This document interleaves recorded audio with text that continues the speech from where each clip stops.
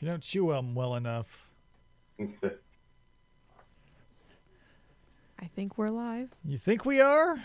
Can I get confirmation? Oh, I think It says live. I feel like our last few shows were a little overdriven, so I'm going to turn us down. We already have 4 viewers. Hello, 4 viewers. Everybody's going to hear this clink. Ding. Oh, no. It wasn't a clink. It was a bling.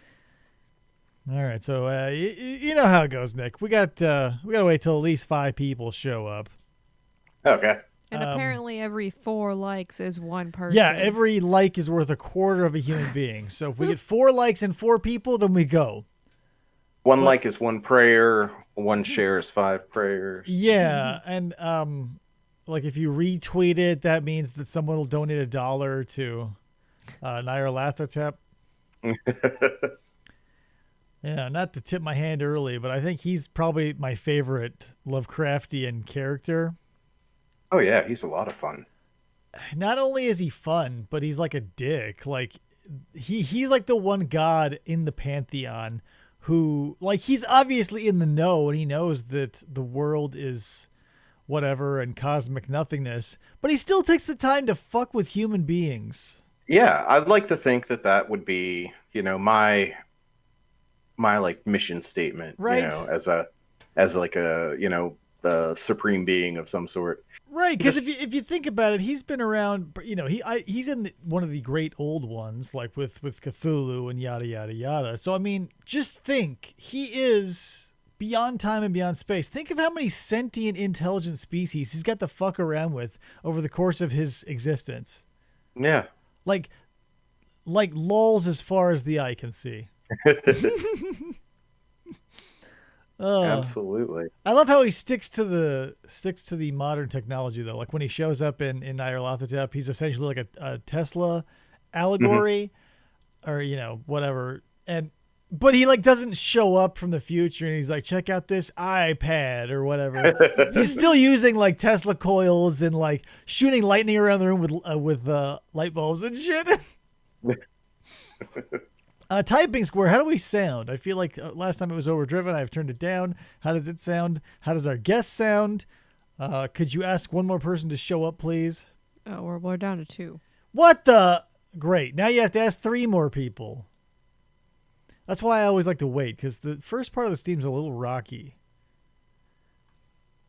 It's like the, Bullwinkle's friend, a little rocky. Oh, these are... I was trying to think of different themes that we could do as far as like Lovecraft is related. I think my favorite, although the least elegantly put, I would call monster fuckers. Because if you think about it, we've got a bunch of that happening. Yeah. Like outside of, like, let's say Innsmouth, we've got the Dunwich Horror. They're monster fuckers. I would say even the thing on the doorstep, he's a monster fucker, although, accidentally. Yeah. He's like, whoops, fuck the monster. Oops, oh well. Uh-oh. Yeah. Not bad. Kayla says sound is A-okay. A-okay. Thank you, Kayla, for checking in. Are we still at 2? Well, we were at 3. Oh well, let's vamp about Lovecraft some more. Vamp. Okay. Vamp. I am, he's. I think his stuff is still alive. So what I'm going to propose is, usually on this show when I get something on the table and pick it apart, I call it a dissection, because that shit is dead. When we did Karate Kid 3, that shit is dead. I'm going to call these 3 or 4 mini vivisections, because I believe this literature to still be alive and influencing people. Nobody's watching Karate Kid for ponytail pointers. But someone is reading Lovecraft and like crapping themselves until the world makes them so jaded that they can't be afraid anymore. Right. That never gets old. So, also, when people start showing up, we've got some multiple cameras in studio. So it's in preparation for the special. So you're going to see some fancy footwork here on the show, maybe. Fancy schmancy. Oh, how long have we been going? 5 minutes? I'm waiting 2 more minutes, and then we're going to start. because I always think of the person in the future coming to watch this and being like, just hurry already. So I feel like maybe I need like a graphic of a countdown or something. I bet there's a YouTube video I could totally steal. That's just a countdown. Probably. Or better yet, and cheaper yet, and safer yet, rather, I'll just film. I've got an egg timer back here. I'll just film it. Like, I'll start it at 5 minutes and just have a static shot of an egg timer, and it goes ding, and then I'll know, boom, it's time to start the show. And people have something to look at, a slowly turning egg timer. Very slow. And then if you guys are bad, I'll take it away and you'll have a digital one. It won't be spinny anymore. It'll just be numbers. That old world charm is gone. Where are we at, Krista? 3 and a like. 3 and a like. So we have 3 1/4 people here. Yep. 3 and a baby. 3 men and a baby right in the studio. Oh my God. And you got the ghost outside the window. Yeah. The ghost is in the window. Oh, we're at 4. Did you, Nick, I'm sure you've seen 3 Men and a Baby. Oh, yeah. But that I always thought was boring. What I did I think, even as a child, I was like, this is fucked, was Look Who's Talking. With Kirstie Alley and John Travolta. When they, like, dance around trying to teach that, like, maybe I'm confusing it because they all sort of blend together, but, like, Bruce Willis is a baby, and somebody in Hollywood behind a desk, probably stacked high with papers and scripts. He was like, yes, make that baby Bruce Willis. And he ashed his giant cigar into the face of an intern.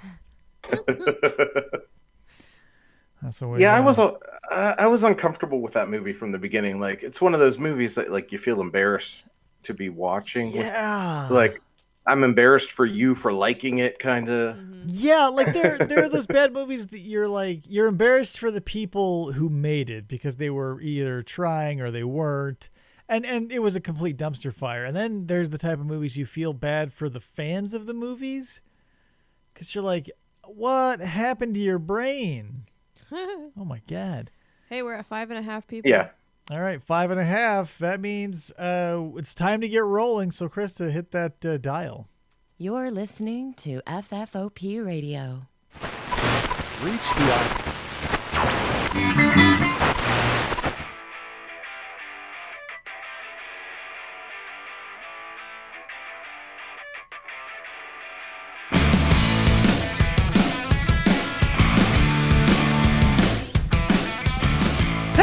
And welcome to the show. My name is Dave, and this is Until My Battery Dies. Hashtag Flamingo Friday up in this bitch. Please join me in welcoming the man you've been hearing talk for, well, maybe if you showed up in that split second when he was quiet before the intro, maybe you don't know who he is, so prepare to have your minds blown. We got Dominic Covolo back on the show. Hello. Yeah, I'm honored to have the coveted Friday spot. So. Yeah, Fridays are always a golden opportunity, man, because, people are ready to lower their standards. It's been a rough week. It's time to settle with Until My Battery Dies. Yes. Yeah, keep those standards low. Yeah. So speaking of keeping our standards low, I've got a complaint. Our memeologist and our mixologist seem to have taken a couple weeks off. I haven't gotten a single new track for the album in like what feels like a donkey's age. That is true. I got to get back to that. It's the virus, Do you got a computer virus? No. Yeah. Does it look like it's like one of those movie viruses though that looks like Pac-Man eating up all your memory? Yeah. Waka waka waka. Now, we gotta. So let me finish introducing everybody in the room because I've got a special. Here we go. So here comes Krista. There she is. Wave to the camera, Krista. Hi. There she is. Minding. She might be our only typing squirrel in the typing square. Gotta find someone who can make me an emoji. Anyway, so yeah, there she is, everybody. So here we all are. Dominic is here. So back to your excuse of why we haven't gotten any music recently. The coronavirus. I don't buy that. Obviously. No. No, I gotta get to work. I've been resting on my laurels. Yeah, I mean, you pump out a few hits, and you can coast for a while, but eventually you're going to be like a Half-Life 3, where everyone's like, I don't think it's going to happen. Yeah. We don't want that. Now, I've already subjected you to the FFOP 5, right? Yes. I forget. I feel like I've gotten that fired off at everybody.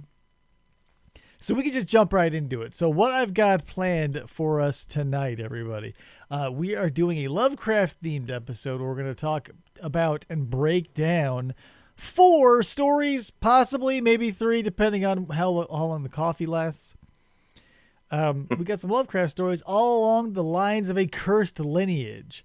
Now, this is a ribbon that runs very strongly through a lot of the stories, so it's hard to pick 4. So I picked hopefully 2 that would be like the greatest hits and 2 maybe deeper cuts. What do you think, Nick? Yes. Right? Yeah, I would agree. It definitely runs deep through a lot of his work, probably because of, the issues in his personal life. Yeah, and not only that, but I feel like there's very few things. Taking notes for the show, like going back and listening to these on audiobook again, just to sort of get a refresher and remind myself of all the characters, because that's the thing. There's so many character names, especially in our first story, but we'll get to that in a second. It's just like, when you break it down, there's not a whole lot going on. If you subtract and wring out all of Lovecraft's description, all the purple prose, and the layer upon layer of atmosphere, they're very simple. Yeah. So here's what's up first. So we got a cursed lineage. So our first story is a semi-unpopular one. I would say probably more popular than the horror Red Hook, if you're familiar. That's a deep cut. But it is the facts concerning the late Arthur German and his family. What, like, also called the White Ape, and also just called Arthur German, because apparently the first person who saw it was like, yes, having a title that's 20 words long is acceptable. If he was getting paid by the penny, sure, but Jesus Christ, let's go, whatever. So, did you do any little, I did a little digging and backstory and all of these. Did you do any of that sort of stuff, Nick? Yeah, a little bit, yeah. So this was written in 1920. So, he was 23 at the time. Wait, 89? I don't know. He's in his 20s. He's 21, 22, 23. I want to, I want to all the time be like, why telegraph from the beginning? But if you take that away, it's not a Lovecraft story. Yeah. You gotta give away the ending, and then a lot of exposition. I read this story. I only read this one and one other one out of the 4, and I read this one yesterday, and I told David, I was like, so you pretty much know that's the whole thing at the beginning. Yeah, that's all of Lovecraft's catalog. Lovecraft, if you had to, the perfect metaphor for Lovecraft is a car accident that you drive by on the freeway. You always come upon it after the fact. You can piece it together after the fact and sort of get everything. But everything that has happened and will happen has already happened. There's nothing you can stop. It's already been done. But, it was a weird ride. So, but that part of it is he'll still get you to bite your nails, even though 3 pages ago he said, oh, here's what happened. Mm-hmm. Spoiler alert. Yeah, essentially he just breaks all the rules that you are told about telling a good story, and yet somehow it's still compelling. Yeah, and part of it's because of how little he gives you in the spoiler. Yeah. So here, let's just jump into it. So Arthur German, the story starts out, basically it's like, hey man, Arthur German was this guy. He looked weird, He was a smart dude, but one crazy night, he soaked himself in oil and ran out into a swamp and lit himself on fire. Not to be confused with 8 Crazy Nights from not to be Adam Sandler. Yeah. No, this was just a single crazy night. But, Yes. But 5 crazy generations. Right. And that's how we start. Is number 1, Arthur German was this weird dude, and he killed himself. Number 2, he did it because of something that we found in a box that we destroyed, so don't ask. But we'll tell you anyway. Number 3, he's dead, and if you ask the wrong person, they'll tell you he straight up never even existed. Mm-hmm. Well, like the balls, though. Like, considering the fact that Arthur German had an ancestral home, and then to be like, nope, never heard of him. Like, that house still stands. Whatever.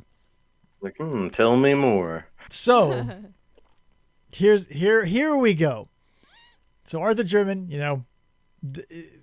it starts out like it's basically like the explanation of a family tree.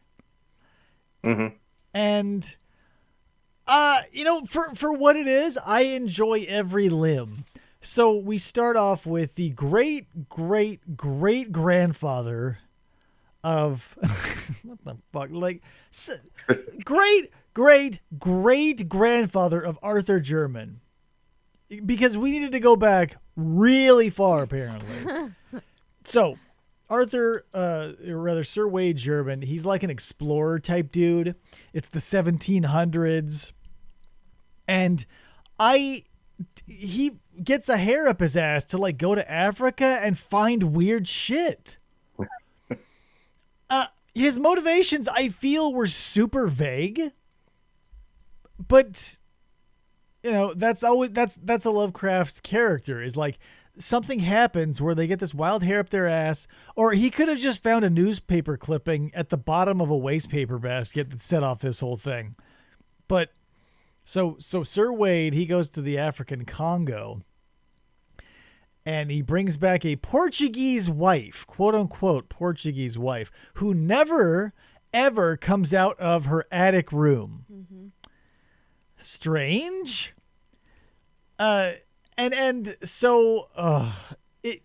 It's like so telegraphed from the beginning, because he's talking about when he's in his cups, when Sir Wade is in his cups, he talks about crazy things like an African tribe with white apes and being worshipped like a god and all this other zany shit.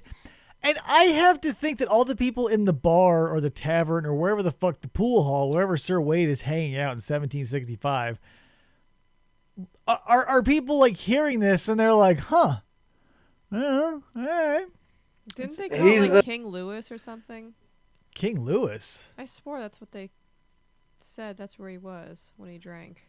Oh, yeah, like I think it was the King's Head pub or something. Whatever. It doesn't matter. Like, the moral of the story is he was a zany guy who did a zany thing that I don't want to spoil yet. He did a zany thing and made him drink a lot. And Dominic, maybe you're like me here in this situation. Had I made the commitment he had, I might take to the drink.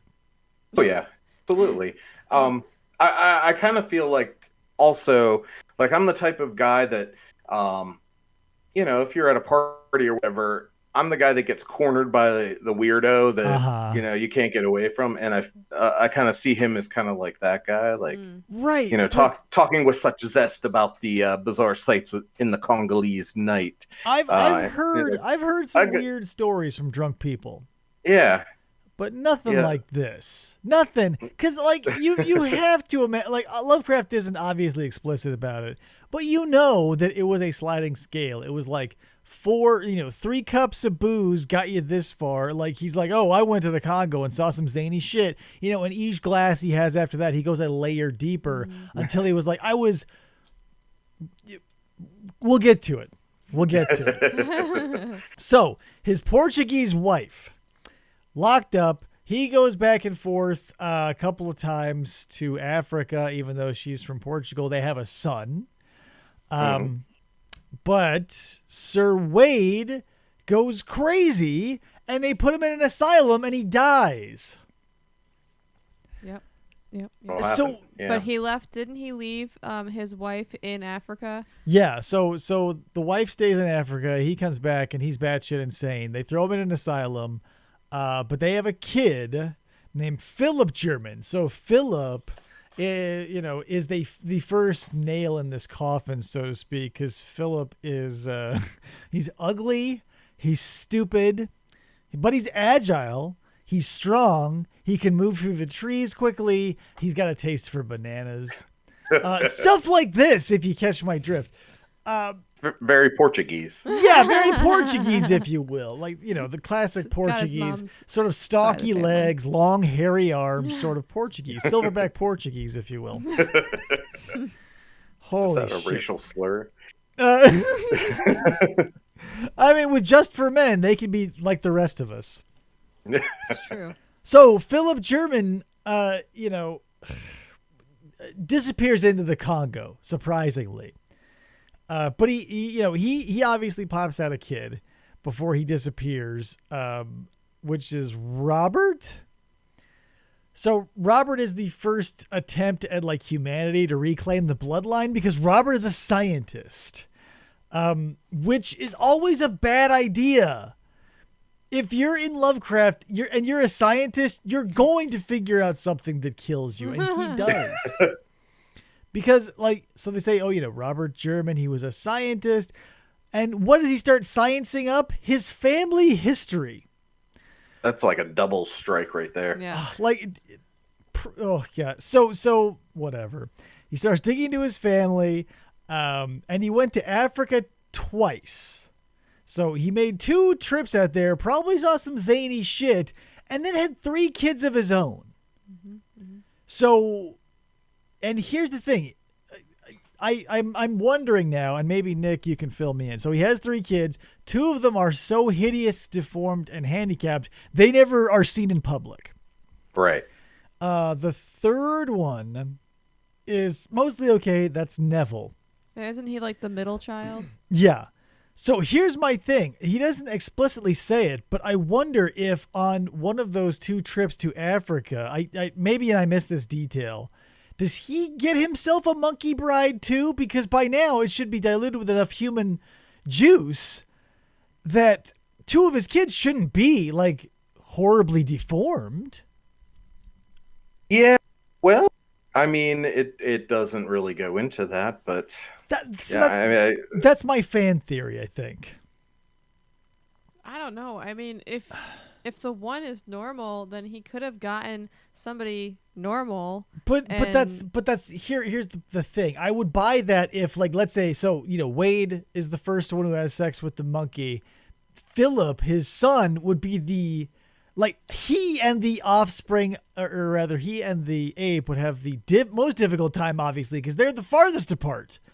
But it waits 2 generations. It skips Philip and goes to Robert and 2 of his kids. That's why I'm thinking Maybe things go dormant. And I think maybe he went back. Maybe he did get a nice American wife, went to Africa and found another participant, and that's where his 3 kids came from. Or maybe the 2 came from, and Neville came from his human wife.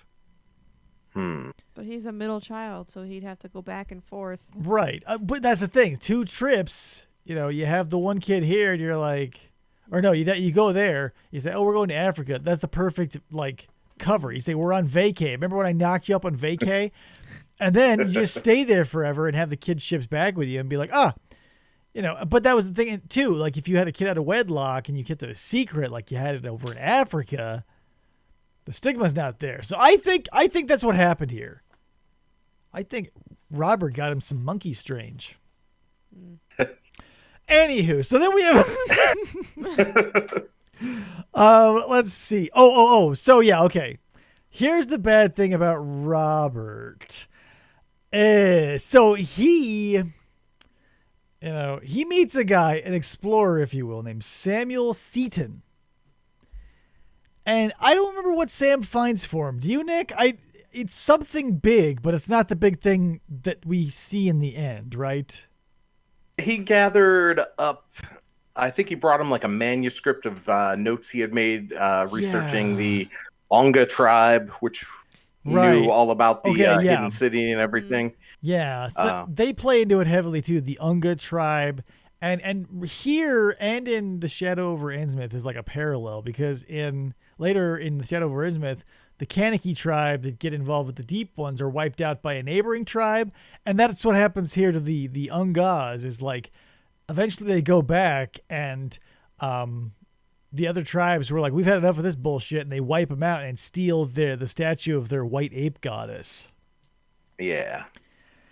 So that's what always has been a sticking point with me, though, because Robert, he just meets the guy. Like, Sam shows up at his house and he's like, oh yeah, here's the crazy thing, I'll tell you behind closed doors. But what he told him was compelling enough to not only like get Robert to believe him implicitly, but it further drove him to kill 4 people.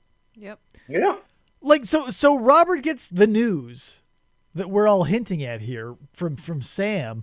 He immediately strangles Sam, and then he runs and kills all 3 of his kids. But by this time, Neville has had a kid named Alfred. And even though Robert kills his 3 kids, including Neville, Neville dies defending his son. So the lineage continues. Mm-hmm. And meanwhile, all of these guys, this German clan, are like getting involved with, music hall dancers and all these weird, like, that's part of it. I think they get like involved with these sketchy women that they'll look the other way for a few bucks while the old man goes and visits someone in Africa in a shrine. Ooh, but whatever. But so Neville dies defending Arthur, but Arthur does not make much of himself. So Arthur, he gets married, right? Or Alfred. Alfred gets married. He marries the music hall lady. Yeah. Yes, and has Arthur. Right. And he's just like, you know what? I can't handle the rat race anymore, and he joins the circus. Yep. He runs Can't hold the hand of a rock and roll man. Yeah. Just like Joni Mitchell said. He had his kid. He's like, thanks, man. I got a roll. I'm joining the greatest show on earth. We won't mention the brothers, but he does drop that it's the greatest show on earth. So here's where we start laying it out even thicker. So Alfred is working for this circus and inexplicably falls in love with this insane white gorilla that they just happen to have in this circus. And like, he wasn't even an animal trainer. Like, he got hired as like a shit scooper or something. Like, he wasn't a performer. He wasn't a skilled member of the circus. He just joined because he wanted to leave his son and wife. And he develops this relationship with this white ape to the point where they are now like choreographing routines. Yep, they're legit. And it's like, it's so thick. It's so thick. So, and all the while, keep in mind, as you're reading this story, every time a family member is described, it's basically like, what could you imagine? What if a human looked like a gorilla? Wink, wink, wink, wink, wink. Like, he's winking so hard to camera, like his eye should explode. But like I was saying, Alfred gets, he runs afoul of his friend, the gorilla. Yeah, they're practicing a boxing match. Yeah, tragic end. Tragic. Couldn't have seen it coming. Nope. Go for it, Nick. What happens to our friend Alfred? Yeah, they're practicing a choreographed boxing match. The gorilla hits him a little too hard, and he loses his mind and tries to starts biting the gorilla. He lunges at the gorilla and bites at his neck.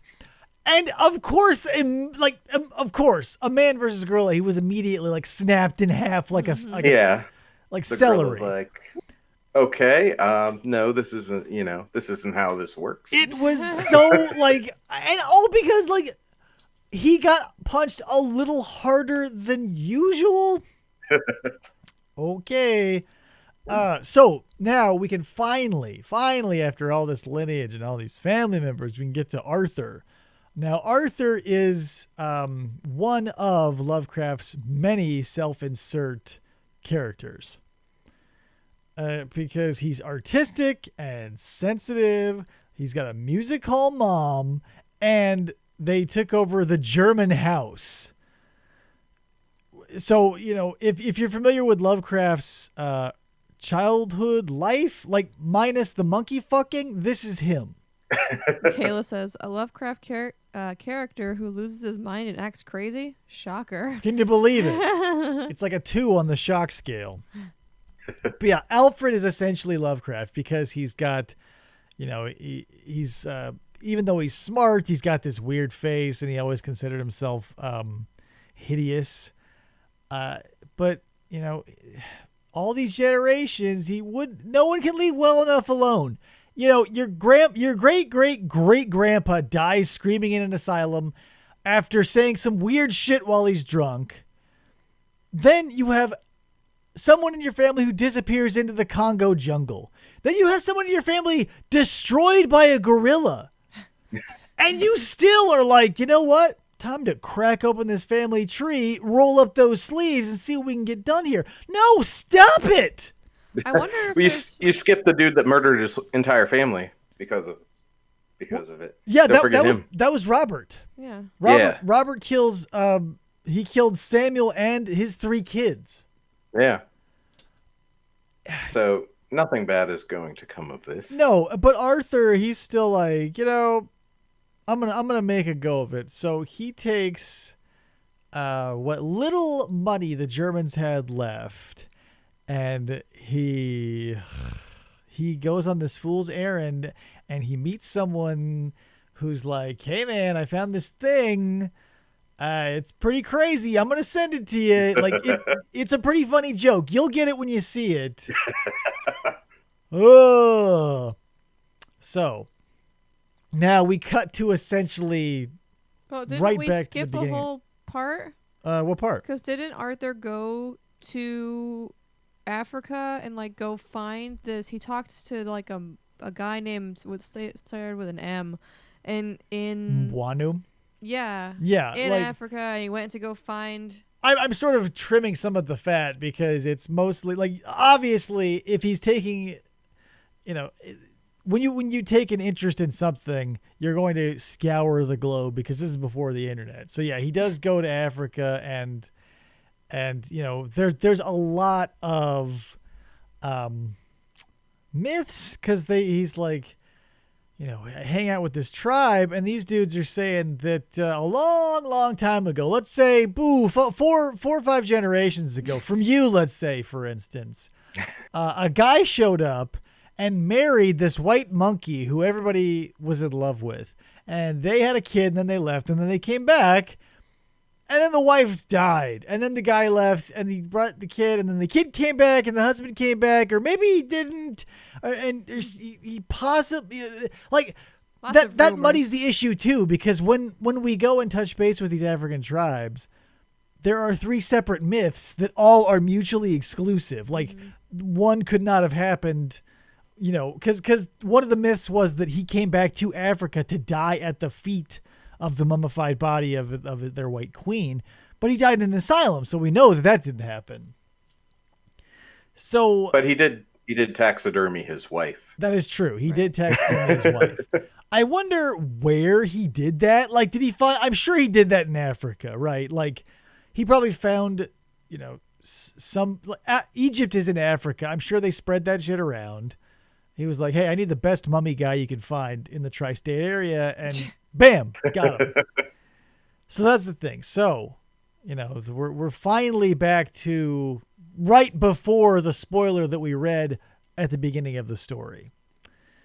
So he says, I got this box in my office, maids, servants, everybody, fuck off. You're all dismissed. Go to bed. I'm going to look in this box. And this is the confusing part to me anyway. So you hear him pry open the box, and he goes, ah! ah! And he runs up the stairs from the basement and out the front door into the front yard, but stops. The stable boy sees him stop. He turns around and runs back down the stairs and slams the door. That same stable boy or whoever later reports that there was a strong smell of oil coming from the basement until the sun went down. Yeah. So not only was he ready to just bolt out of the house and do something drastic the moment he opened up that crate, but he later doubled down on it by soaking himself in oil for anywhere from minutes to hours. Yep. In his basement. It's 12 hours in the basement. If they're saying there was time for the sun to go down, even if it was halfway up, that's minutes, my friend. So you've got Arthur German down in his basement with this unboxed weird thing that we'll get to. And he's just imagine him, his monkey face looking self, sitting on a bar stool, head to toe, glistening in fuel oil, just waiting for the sun to go down. This is going to look so much better. Yeah, I imagine that's why he did it. Gonna look badass. He probably was like, I'm going to run out into the street and get hit by a motor coach. But then it was like, no, not Arthur German. And he ran back in and started soaking himself. So then we cut back, he ran out onto, into the swamp. He lit himself up. Nobody collected his ashes. And that's the thing. Everybody liked him. He was a nice guy. But they were willing to completely refuse he even existed. Because, dun, dun, dun, the crate he was delivered by the dude in Africa was his great-great-great-grandmother, who was a white ape. And we know this for 100% sure because the mummified corpse of his great-great-grandmother was delivered to him in that box, and she still wore the necklace that bore his very coat of arms. Mm-hmm, mm-hmm, mm-hmm. And instead of being like, oh my God, this is shocking and I can never tell anybody, he kills himself.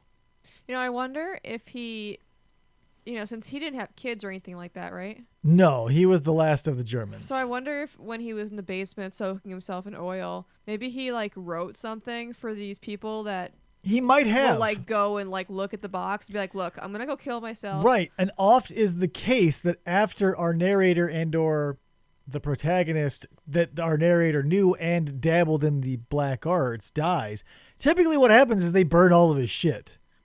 So this could have been a Music of Eric Zahn where he could have been down there writing for a few hours. His fellow academics show up.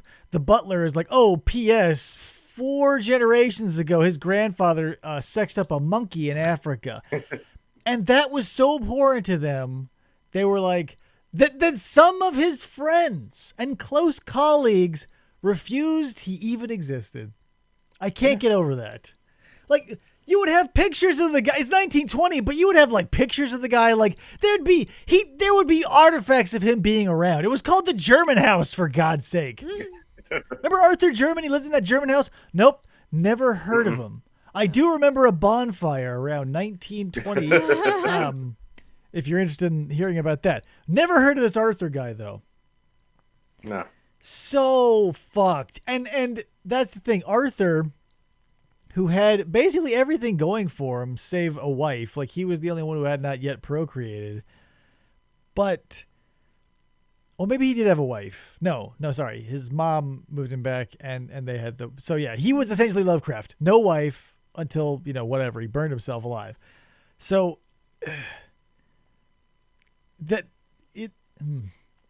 People like to look at this one and cite the this is his one of his classic racist things, but I don't know how to take this.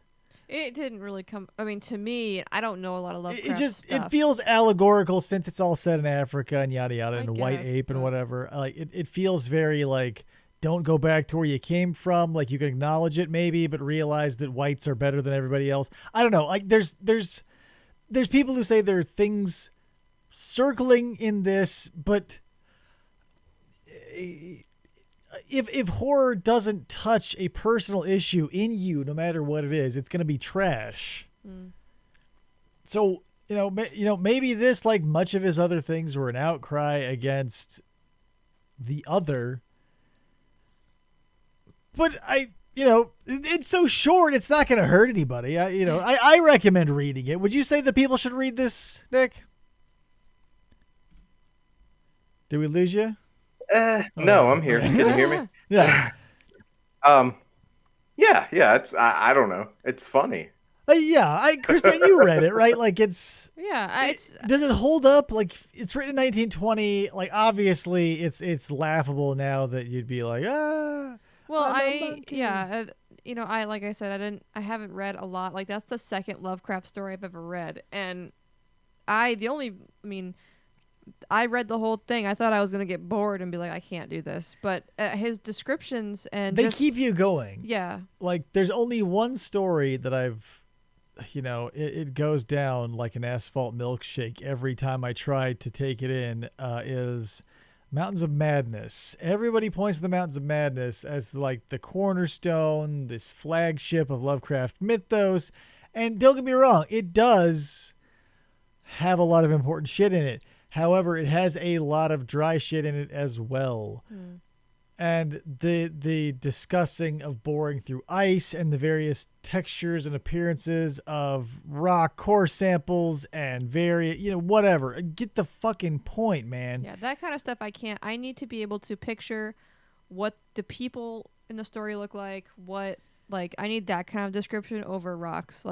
Well, yeah, so and that's part of it. Is like he was big into geology, and so I could see he's really, really leaning heavily into the science to add an air of credibility. But as usual, he overdoes it, except that instead of like overdoing it with delicious whipped cream frosting, it's like rancid Crisco, and I'm like, fuck. So every bite is just like it stays on your face, and it's in your teeth, and it's bleh.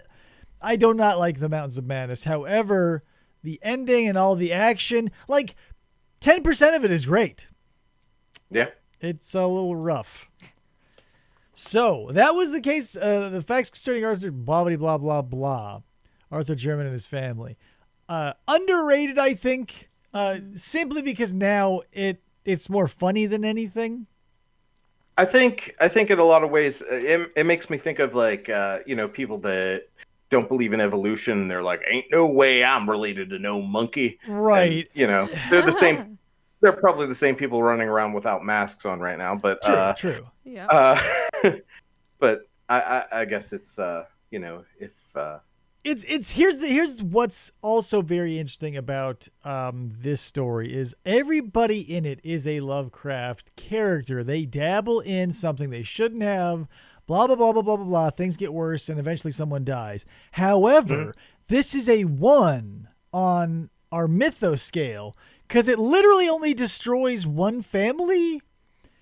So like, you are, what's your name? You're Sir Wade, banging a white ape in the Congo, cursed lineage. Okay.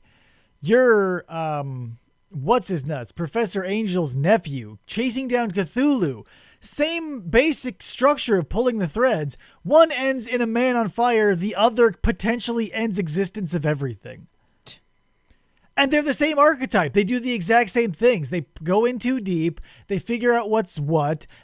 Somebody goes crazy. Somebody dies. Shit hits the fan. But in the end, we're reading the story. So obviously the world did not end.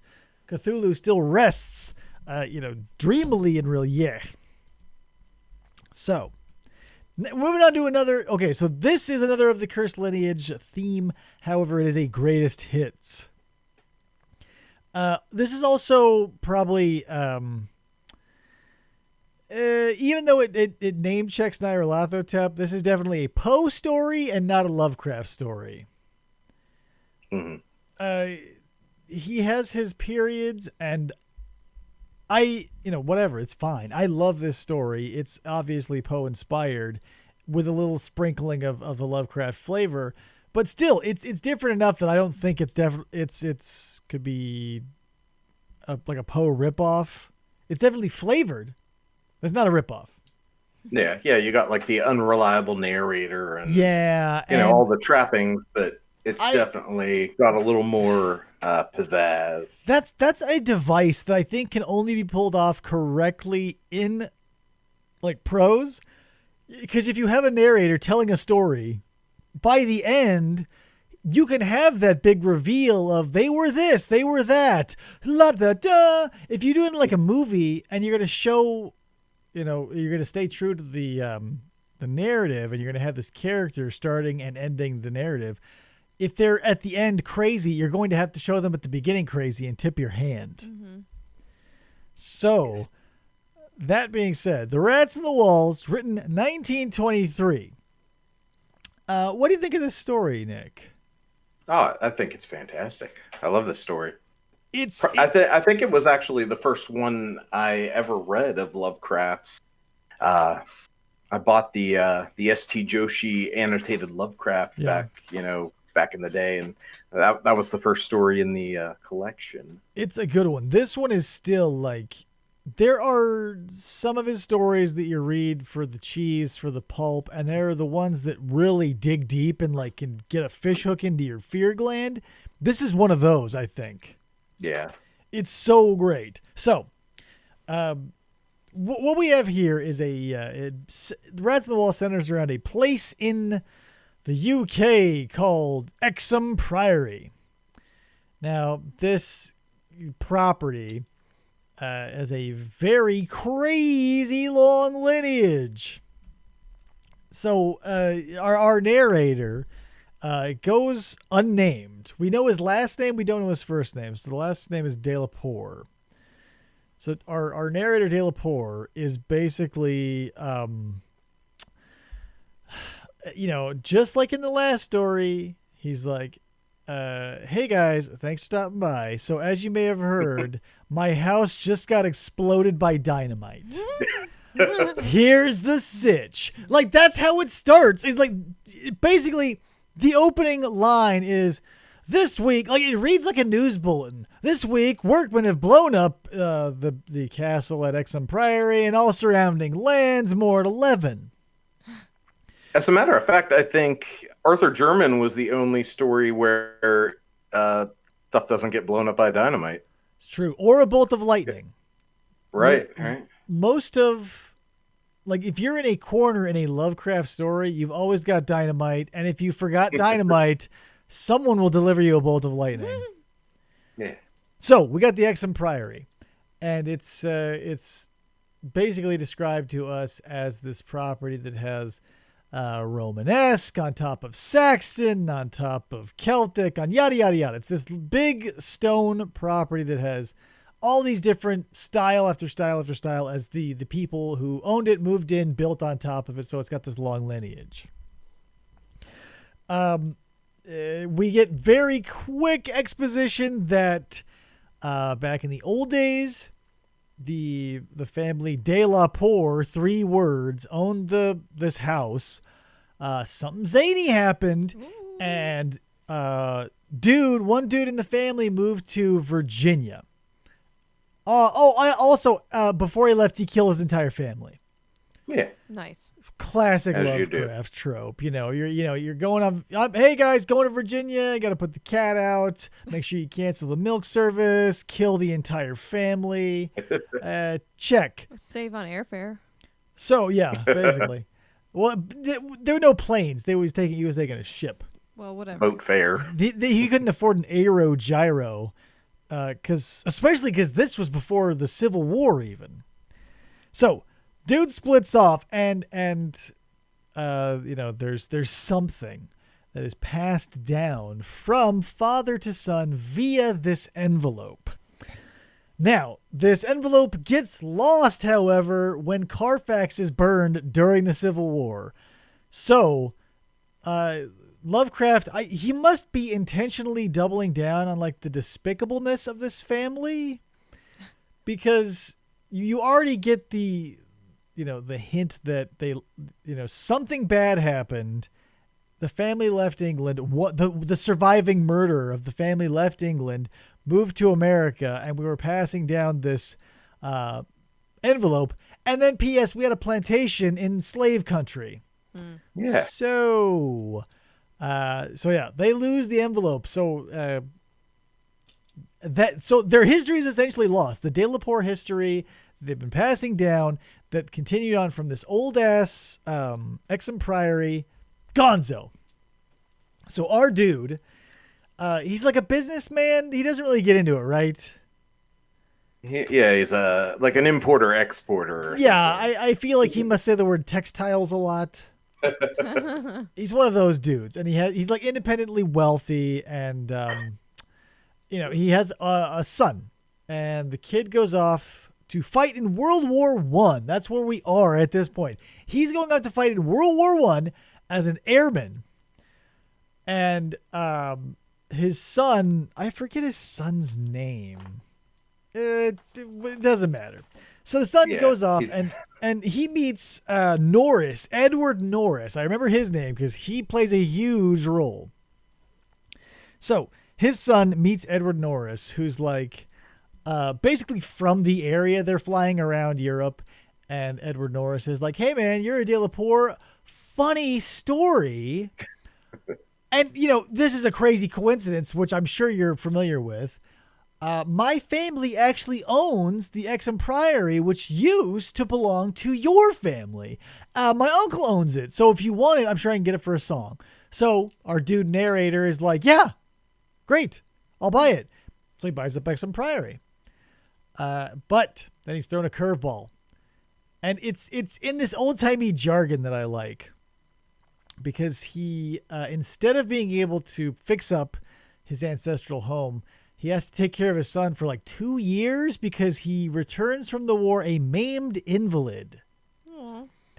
And I wanted it be like, to what degree? Like, because he says in the story that he had to drop out of work. Like, he had to turn over his business to his partners to take care of his son for the remaining 2 years of his life. So some shit went sideways with this dude. Maybe he's just a head and a torso. Yeah, interesting side note, like back in the old days, they had those weird, like either metal or ceramic prosthetics for dudes who came back missing eyeballs and stuff. I bet he was just like one big pile of just like jumbled up shit with like a head sticking on top of it. Ugh.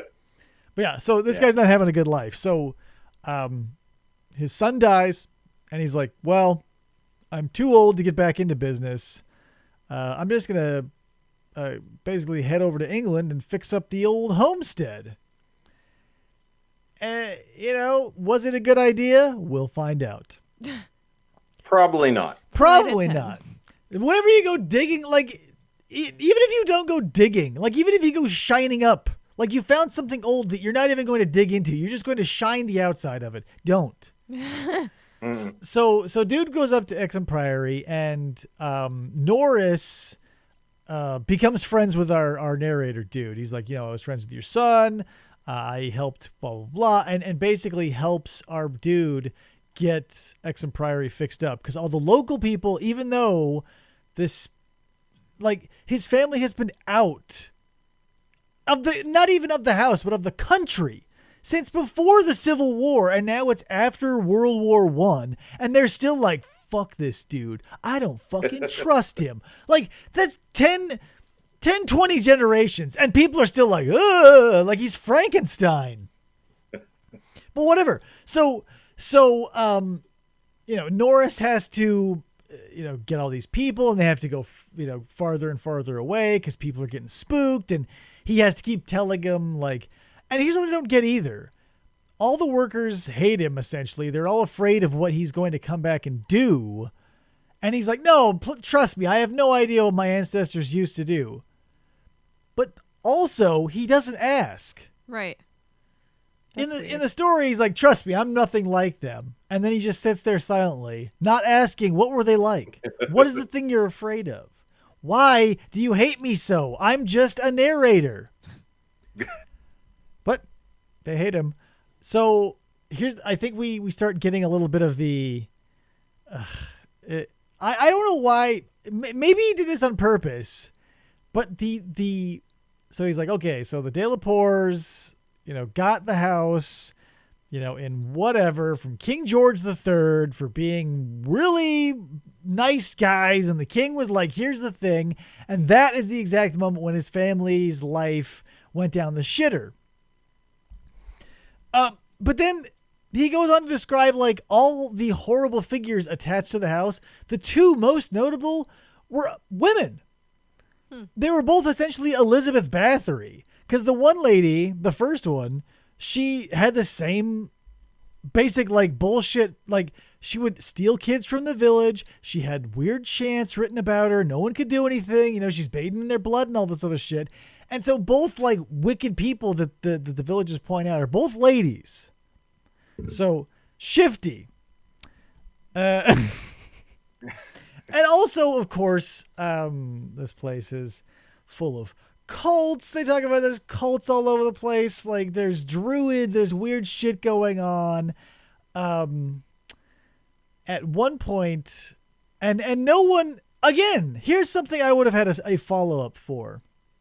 At one point, the narrator's like, oh, at one point, somebody was riding their horse, and the horse trod on this flabby white squealing thing, and it really gave him a fright. Yeah. What? Excuse me? What are we talking about? A man found a squealing white thing, his horse stepped on it, and that's all you know? Let's unpack this a little bit. Just a little? There's a white ape. Yeah, and P.S. But P.S. behind the house, there's this huge cliff, this beetling cliff with fissures and stuff. And not only do you on occasion hear the wailing of a tortured soul, but every once in a while the valley smells like a corpse. Okay. This is suspicious. Yeah, this might be a little like what the fuck. So whatever. So, so we get basically we check in. King George gives them the property in 1261. So here's what I'm going to ask you, Nick. Did King George give the De La Poors the property because they did what they did, or when they got the property, were they sucked in by whatever X factor was there? We are live. Yes. I really don't know the answer to that. It sounds like maybe because they did what they did. But, okay, so here's the thing, because we'll later get to it that it's basically this pile of, as you go down the structure, we have older and older types of architecture and stonework, all the way down to pre-Druids. I don't know when the Druids were, but I think they were probably before the 1200s. Yeah. So I think, if I had to guess, my fan theory for this is the De La Poors probably had no prior bad acts until they were gifted a cursed, maybe it wasn't even cursed. Like, if you show up and you've got a basement like that, eventually you might try something out. Yeah. No spoilers yet. Goes without saying. Maybe King George is actually Nyarlathotep. Maybe. It wouldn't surprise me, honestly, because he's so many places. Sidebar? Sure. Dominic, I think your son is in the chat. Is he saying, What? hi, Dad, I it's don't me, know. your He son? says, my dad is Dominic. That sounds like your son, Dominic. That does sound like something he Mario would say. Kaluka is his username. Okay, that's Elliot. Yeah. There we go. 2 Elliots in the house. Aw. So, Hey, how's it going, Elliot? He says hi and then he says night. So night. Good night. So, after much ado and learning all this crazy shit about his house, they finally fix it all up. And this feels a little bit like overkill, because he moves in, confirmed bachelor, dead son, I think wife died somehow. 7 servants in this fucking castle he has. He gets 7 servants, 9 cats, and I think we all know who the most famous one is. Harlow. Can't remember his name. Rudolph. Let's just call him Rudolph. He's Rudolph. So, obviously, if you're going to read the story, you're going to come across this cat's name. It's the N-word man, but it's good. he's saying it. So we'll just call him Rudolph because he's the 12th reindeer. So, Now we get a little more backstory. So we hear about Walter de la Poor. So Walter was the first de la Poor to break away after killing his entire family. And he even goes into like, because I think he knew they had migrated to America at some point, but the people around sort of, whatever, gave him this little bit of information and said that it was Walter who had, in the night, killed his entire family and then left the country with the blessing of the Pope. I feel like the church was like, hey, man, thanks for the solid. They fist bumped him and they put him on the fucking Mayflower to Virginia. That's probably not the worst thing that a pope has done. So No. But our dude, he's like, that's strange. Why? Why in the world do you figure did my ancestor kill his entire family and then get fist bumped by the Pope? Oh, well, good night, everybody. And that's essentially what he does. Like, all this history, I don't get this character because he is an antiquarian. He is interested in his family history. He wants to restore his family estate. However, he asks 0 follow-up questions in regard to his lineage and or the fucking place he's fixing up. Maybe he just wanted like a nice house. He's just like, man, you know what? I'll learn about it later. So, this is when it starts to pick up. So, all the cats in the house get a little restless. N-word man, or Rudolph, if you will. So Rudolph is running around and he's agitated, and our guy's like, mice. Are you kidding me? And, for some reason, Norris is still hanging around because they're BFFs. And so they set up traps, and they're like, I don't know why field mice would get in here, and we'll try some stuff.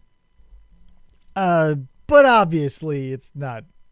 It's not called the field mice in the walls, people. So, they realize that all these traps that they're setting are being sprung, but there's no bodies. And another weird thing is our dude can hear the scurrying in the walls. Like, he can hear it behind the plaster. He's like, they're in the stonework. But every time one of his servants runs up to be like, hey, isn't this zany? It's just because the cats are going ape shit. No one can hear the rats, save for our dude de la Poor. And, he just takes this in stride. This is one of 2 or 3 times when he is hearing a cacophony of rats scurrying. Someone enters his presence and is like, what's going on? And he's practically like jamming his hands into his ears. He's like, can't you hear over all the rats? And the person in the room with him is like, what? And it doesn't ask a question. He's like, what? You don't hear the rats? I have to, you see what I'm doing, right? And that the servant is like, nope, no rats, boss. Catch you later. What? Well, at least he employs people much like himself who have 0 self-awareness nor interest in their surroundings.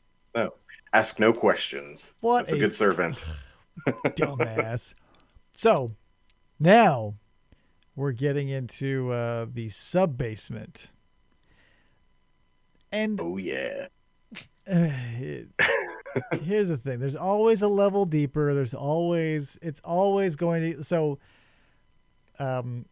Rudolph keeps leading our man in one direction, and it's to the basement and then into the sub-basement that is essentially like a stone...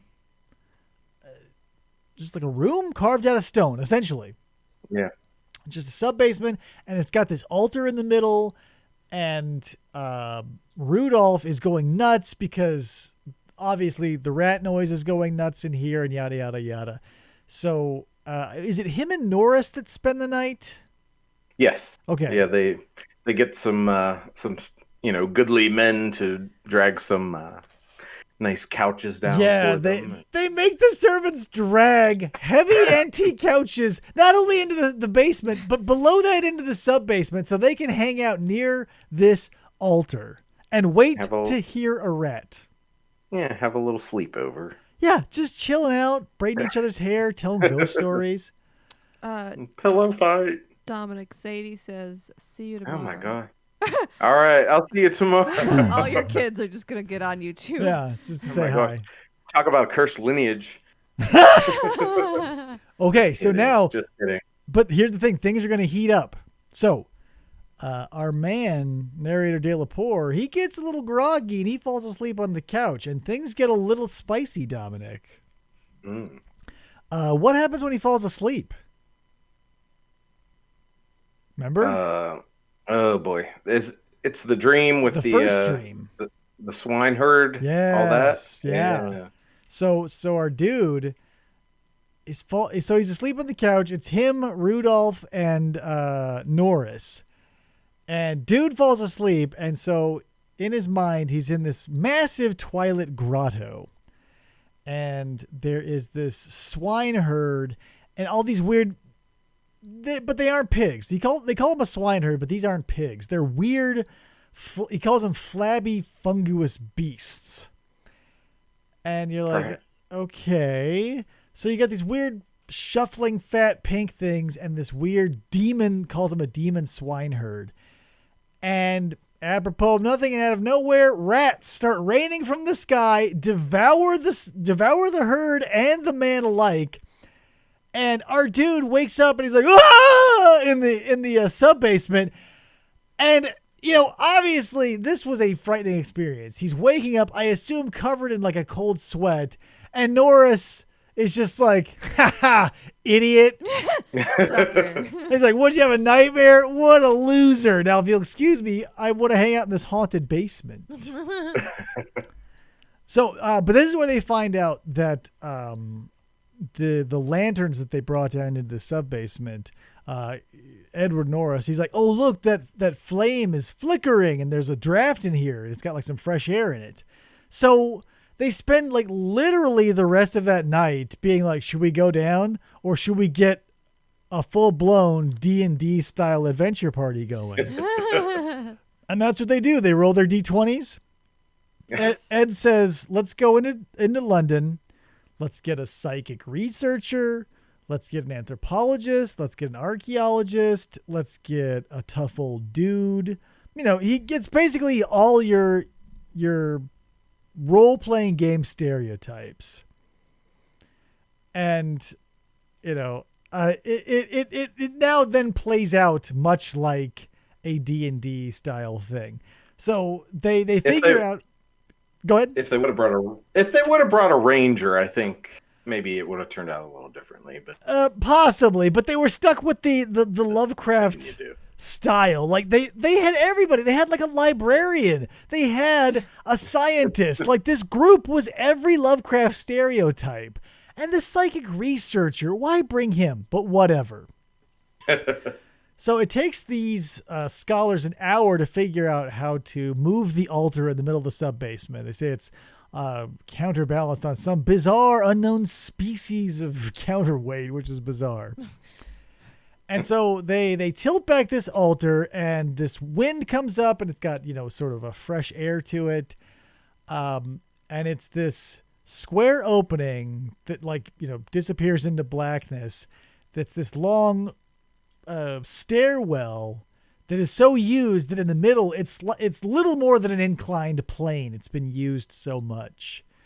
But that's not the weird thing. The weird thing that he forgets to tell us immediately is that it's covered in human bones. Oh, that's just a minor detail. He goes, oh yeah, so there's like a staircase, right? And it's like, obviously these stairs have been worn because the middle's all blah, blah, blah, and the stairs is made out of stone. And it looks like the chamber was carved from the bottom moving up, which they never explain. And where's the significance there? He's like, they go down into the staircase and he's rubbing the walls and he's like, it looks like they chiseled this upward into the house. Okay, well, what? So They're coming from hell. where's the button on that, you motherfuck? Whatever. And then he says, P.S. bones everywhere. Yeah, BT dubs. BT dubs. There are so what we have here is a great reference because they're subhuman, essentially. They are cretins. They are idiots. He says specifically, let me check my notes here. He says, lower than the Piltdown Man. The Piltdown Man at the time was something that was slotted into our evolutionary chain that was later found out to be a hoax. Oh. So the mention here is hilarious. All these skeletons are lower than the Piltdown Man. Chiseled from beneath, yada, yada, yada. So they walk down the staircase, all these bones, and they notice that a lot of them have been gnawed at by rats. And some of them that are still articulated as skeletons they're all doing one of two things. They're either running for their lives, but died looking like they were running for their lives, or they're eating other skeleton figures.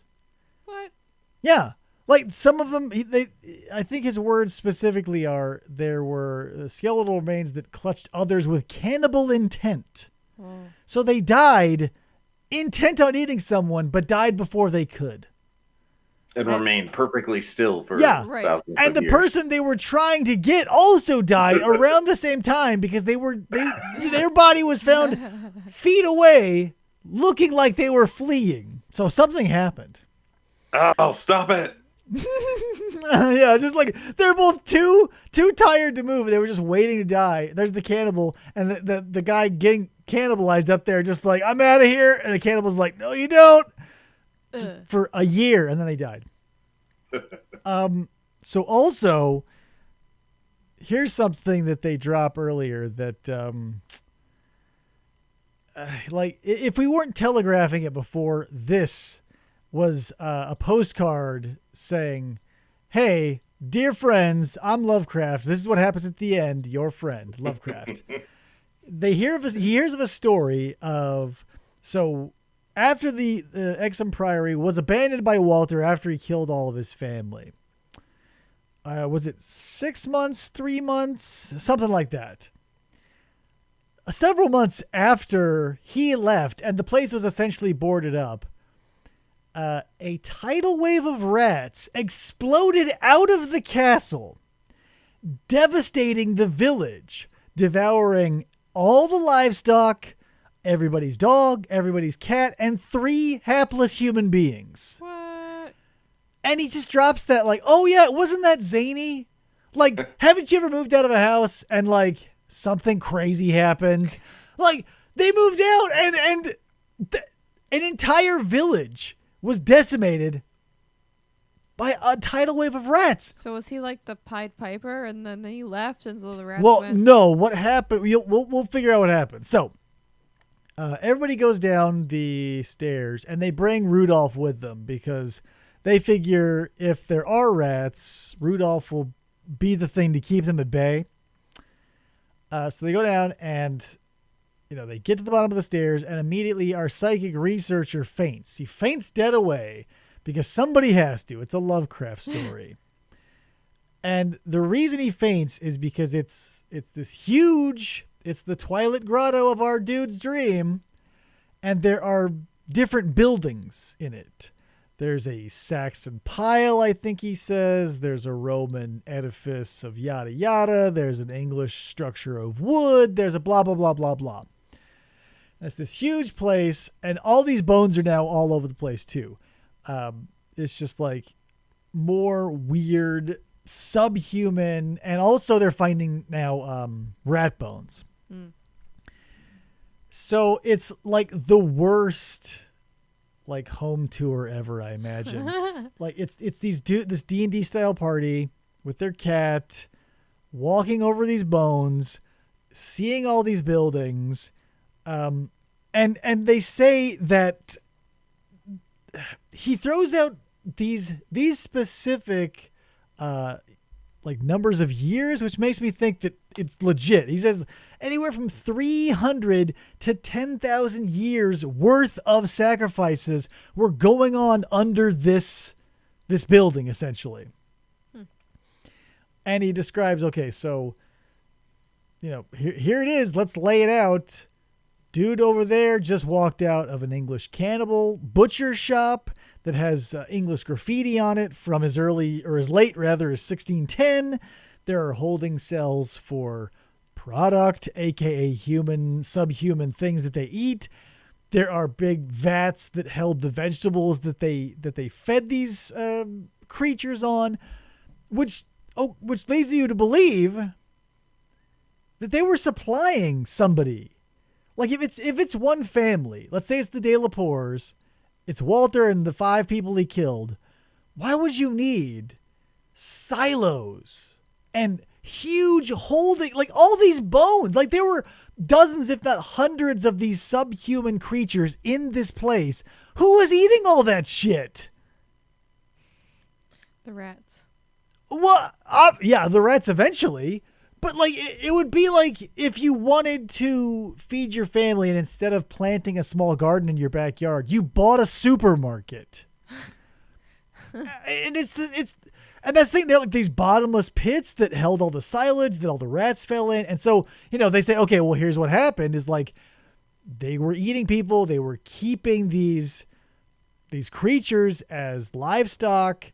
Everyone upstairs got murdered. So the rats went nuts. I don't know what was keeping the rats in check before, but somehow the rats roll through like a brown fog, eat everybody in there, go up through the house, eat those corpses, obviously, then decimate the village. And you're just like, what the fuck? And so, where did all this come from? Then there's this huge cave that just goes on forever and ever and ever. And it's just like this bonkers. Like, imagine showing up in the house that you live in, Nick. Let's say, you're like, Yes. I didn't realize we had a sub basement. And you go down there and there's a, not only like an old timey cannibal butcher shop, but one that specifically mentions like your family. That'd be pretty messed up. Yeah. Yeah, we have like a cistern here that we're trying to figure out what to do with. So A I can cistern? kind of identify with the story. Yeah. I get that. I get it. Sure, yeah, I definitely. There's definitely some overlap there, probably. Yeah. I mean, I keep thinking of things to do with it. It's, oh man, it's so crazy. So, obviously he snaps. Our dude snaps. He's seeing all this stuff. He also on one of the corpses in one of the holding cells, it's like wearing a ring with like his family crest on it. And, finally, not giving a shit doesn't pay off because he snaps eventually. And so his cat runs off into the darkness. Norris is off in the darkness somewhere, and our dude just takes off. And like on a dime, he's like horror struck to like pissed about how Norris and his family and everybody else would judge him for eating people. Like it's a very quick turn from like the horror to don't judge me, bitch. And he mentions the dream, and he's like, he's still trying to fight it a little bit. He's like, that wasn't my face on the swine herd. When I looked at those weird animals, they didn't look like Norris. I swear, fingers crossed. But then, since he's the narrator, he just casually drops. He's like, yeah, this long string of like gibberish, Kimric, Latin, and all this other stuff he drops. He's like Magna Mater, and he's like, "'Tis blood." He's like, "I'll learn you what judge for what me family do," or yada yada yada, and sort of falls into that whole like Gorgo Mormo type shit. And he's just like, "Yep," and that's what they said I was saying as I was crouched over the dead body of Edward Norris. Had eaten half of him, had his blood and body tissue all over my face. Oh, and my cat Rudolph was tearing at my throat. Funny story. That's what they said anyway. I don't remember. And so then we get that perfect ending where if this were a movie, we'd be zooming out and we see like the close headshot is now we're zooming out and he's in a straitjacket. We zoom out a little more and he's in a padded cell, a 1920s padded cell. And we've been listening to him tell the story the whole time. And not only did he eat his son's friend, and his house was blown up, and all the, like, his son's dead, his lineage, his family, his everything is gone. The coup de grace is the thing that pisses him off the most still is he can still hear the rats. Ugh. He's in the asylum, and he's like, all that stuff wouldn't be so bad if it weren't for these goddamn rats. And like, that's the stinger. You're like, I ate a dude's face, but can I get some fucking earplugs?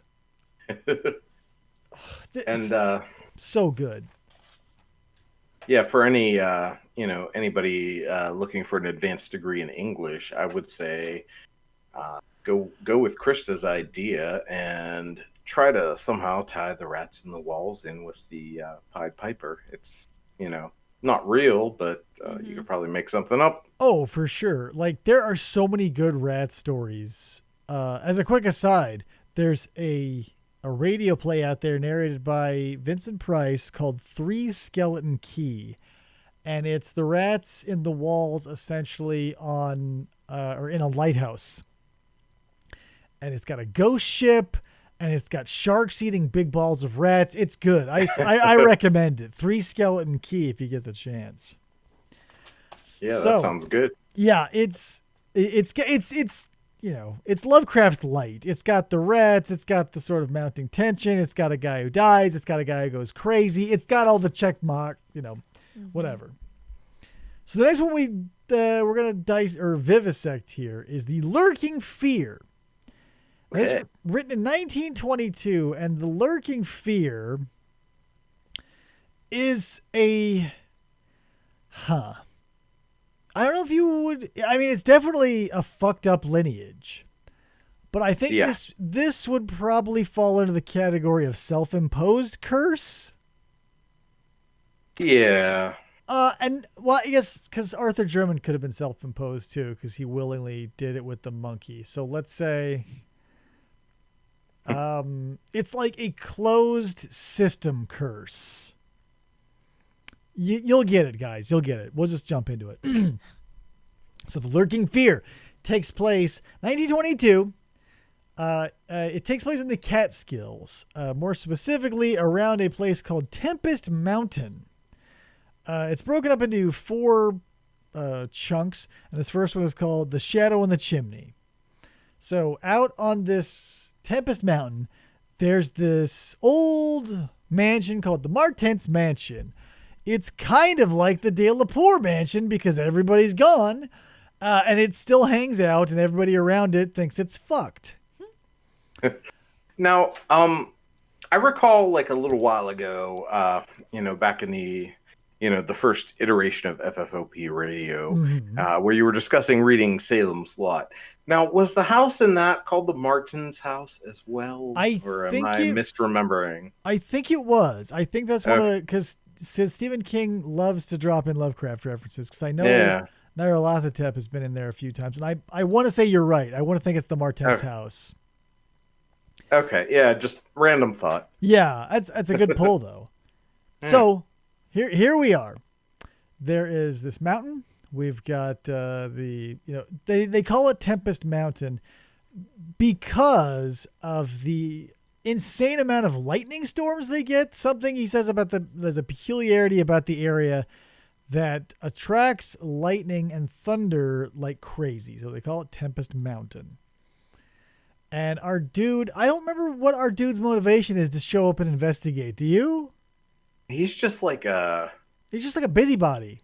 Like a ghost hunter. I kind of picture like a Zach Baggins kind of guy. Yeah, okay, yeah. He's yeah, our dude is probably like a true crime enthusiast. Yeah, he's like, "Hey bro, we're going to go find some spooky stuff." Yeah. So he shows up because there has been a murder. We have a murder. And because we show up like after the first attack. So like in this little town, a bunch of press is showing up, but like when we get into the story, people are sort of trickling off, I think. Because like the people killed were these good-natured quote unquote squatters that live in these dirt hamlets, which is insane. Like, whatever.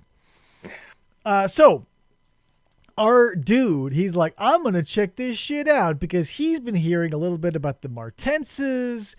They've got a shady history. They shunned outside influences and people. Lightning freaked him out. Hint, hint. So we've got a family that lived there, freaked out by lightning. So our dude, he's like, I'm gonna go check this house out because I think, because all the squatters and all the like the hill folk, they are like, it's a devil, it's a giant spirit, it's a bat-winged demon, it's a tree that walks like a man, it's invisible, it's a wind, it's a whatever. And our dude's like, okay, here's what I'll do. I've got two big muscly friends. And you think, why? But whatever. So he gets I was like, I was pictured like, Clockwork Orange, like the guy at the beginning where they like do the home invasion, they beat him up, that he ends up in a wheelchair. And I picture his friends as like at the end when you see, he's in the wheelchair and he's got like the bodybuilder guy with like the glasses and like the tight pants. Full disclosure, I've never seen that movie, so all of this references. Have you seen The Punisher? No, the Thomas Jane one? No. Shit. Well, Steve Nash, the wrestler, plays a big tough guy in that. That's why I always pictured these dudes as. Because in the stories, like, they had peculiar fitness. Instead of just saying they were jacked, he's like, I kept them around because of their peculiar fitness and their strength and yada, yada, yada. So I just imagine two, like, fairly tall, muscular, turn-of-the-century dudes in, like, slacks and really tight, like, maybe red and white striped shirts to show off the muscles. So essentially picturing the same thing just from different movies. Yeah, basically. Like, old-timey strong dude. Yeah. So he gets William Bennett and George Bennett and William Tobey. Yep. And they, he's like, hey man, come with me. We're going to scope out this place. We're going to sleep in Jan Martense's room. So Jan Martens we'll learn more about later. He was one of the Martenses that left and came back. That's the thing about the Martenses, is the weirder they got when they would have to break away for like wars or whatever. The people who broke away wouldn't come back. It was like their Rumspringa because of all the weird shit that was going on. For some reason, Jan, he was like, I can fix them, and it didn't work out for him. Mm. Moral of the story is they're hanging out in Jan's bedroom, Jan Martens.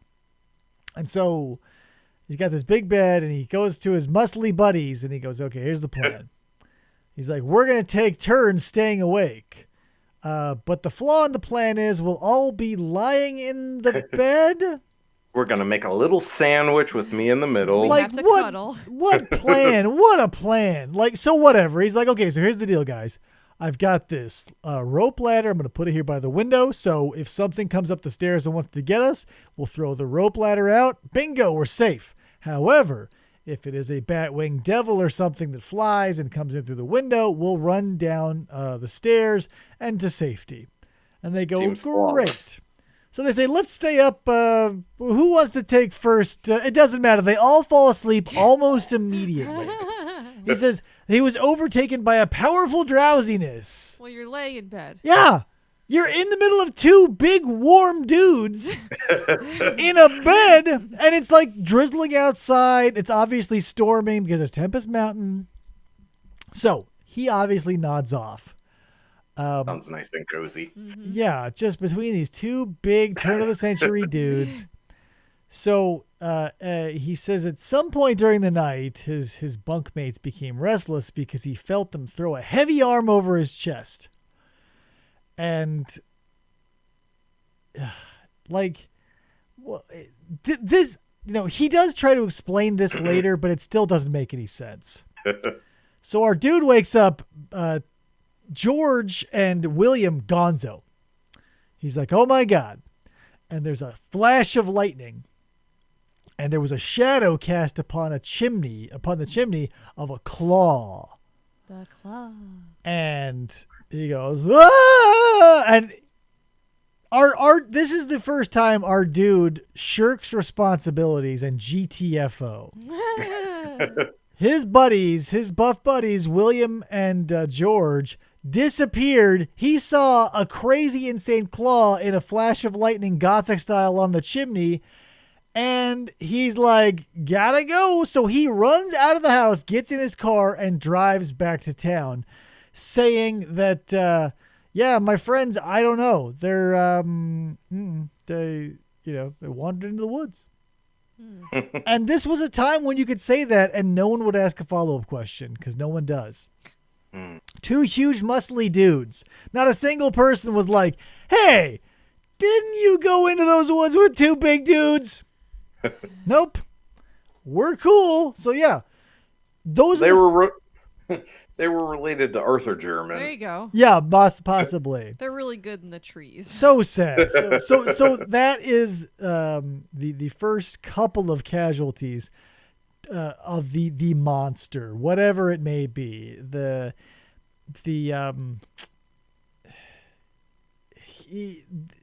You want to think. Fear. Yeah, the lurking fear. You want to think, because these, at some point, the wildest theory is floated.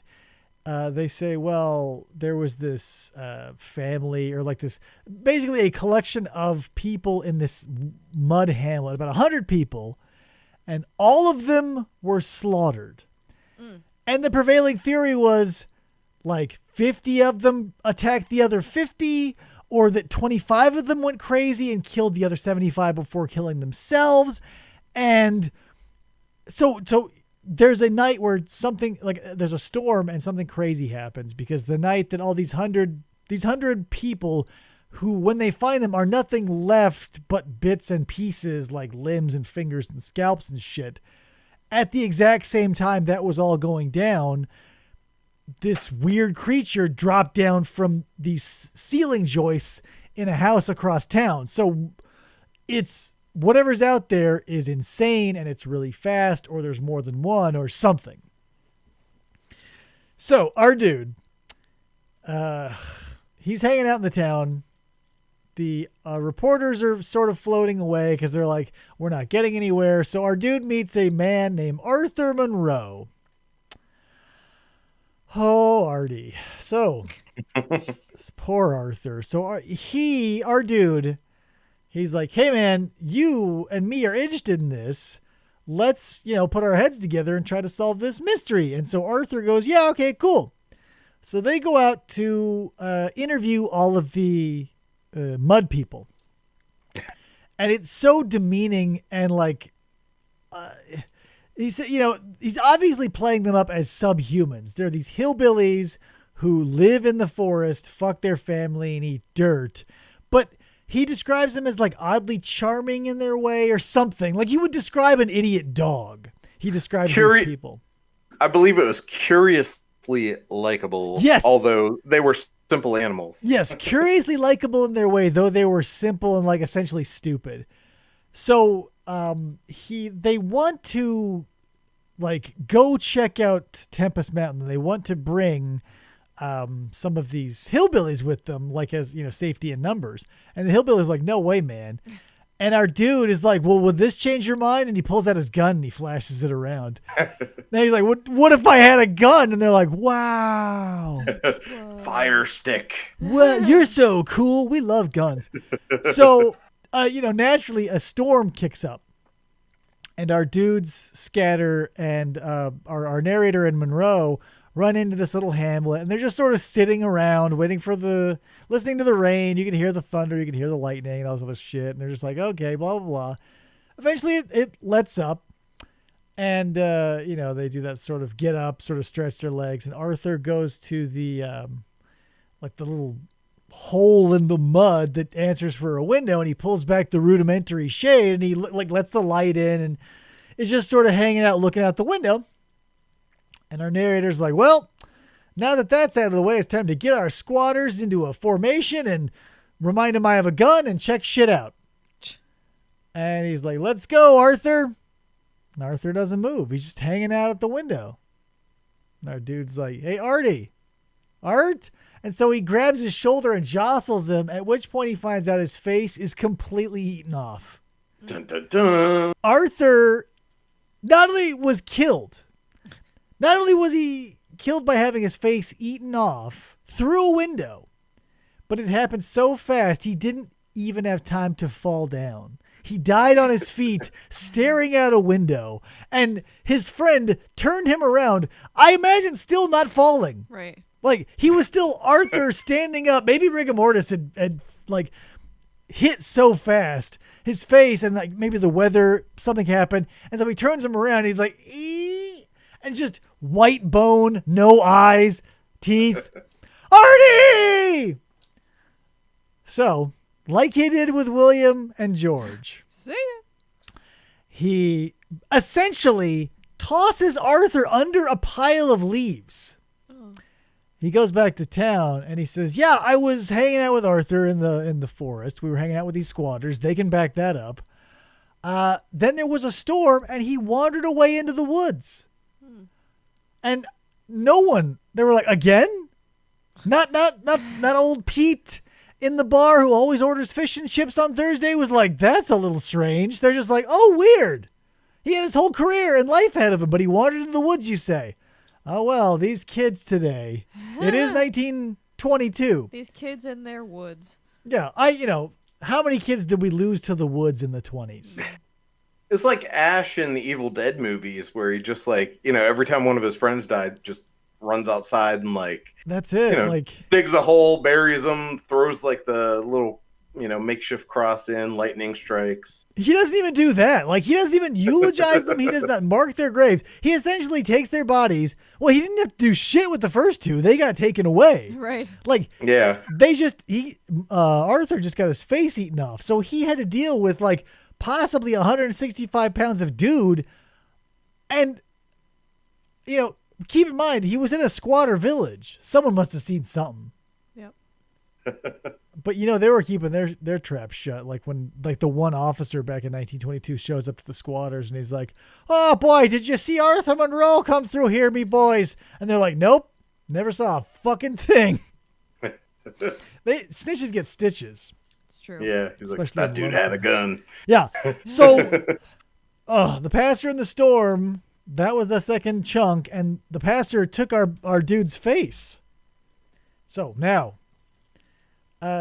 This now is taking months, or this is taking place rather, months after all of that. Months, mind you. So our dude, our narrator, is now responsible for 3 deaths. And even though suspects that the Martens mansion is the pinnacle, the zenith of all the zaniness, he waits months to go check it out. So finally he just snaps. It's another storm.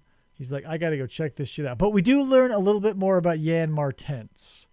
So Jan, did he leave for the Civil War? It was, It was either civil or revolutionary. I want to say I think civil. it was the revolution. I don't know. Maybe it was revolutionary. I don't remember. But The man, I don't know. yeah, he left for a war, a domestic war. I think it was the Revolutionary War, but I Probably. don't know. So, Jan joins the war, and is like, you know what? Even though he's witnessing, like, the horrors that mankind can perpetrate on one another in the trenches during the Revolutionary War with musket balls and arrows and hatchets and shit, he's writing letters home being like, hey, life outside the house is better. And, his family got a little pissed. Well, yeah. And, rightfully so, because if your family life is so bad that one of your sons leaves to a war and is like, hey, it's better out here, you guys should really clue in. Rough. So Jan Martens comes back and he tries to get his family to stop being so weird. And it doesn't go so well for him. So No. there's this whole debacle where Jan disappears. And one of his buddies from the war, like, shows up and, like, talks to the family. And he's like, hey, man, where's Yan? And, you know, they're all weird and sort of guttural in their speech and, like, dirty. And they essentially tell Yan's buddy, they're like, so here's the thing. He was out in the garden and he was struck by lightning. That happens a lot around here. So we buried him. And he's like, okay, I don't believe you. So what he does is he goes back, like that night, his buddy does. Let me interrupt. Sure. He's like, this is suspicious. Yeah. Ha.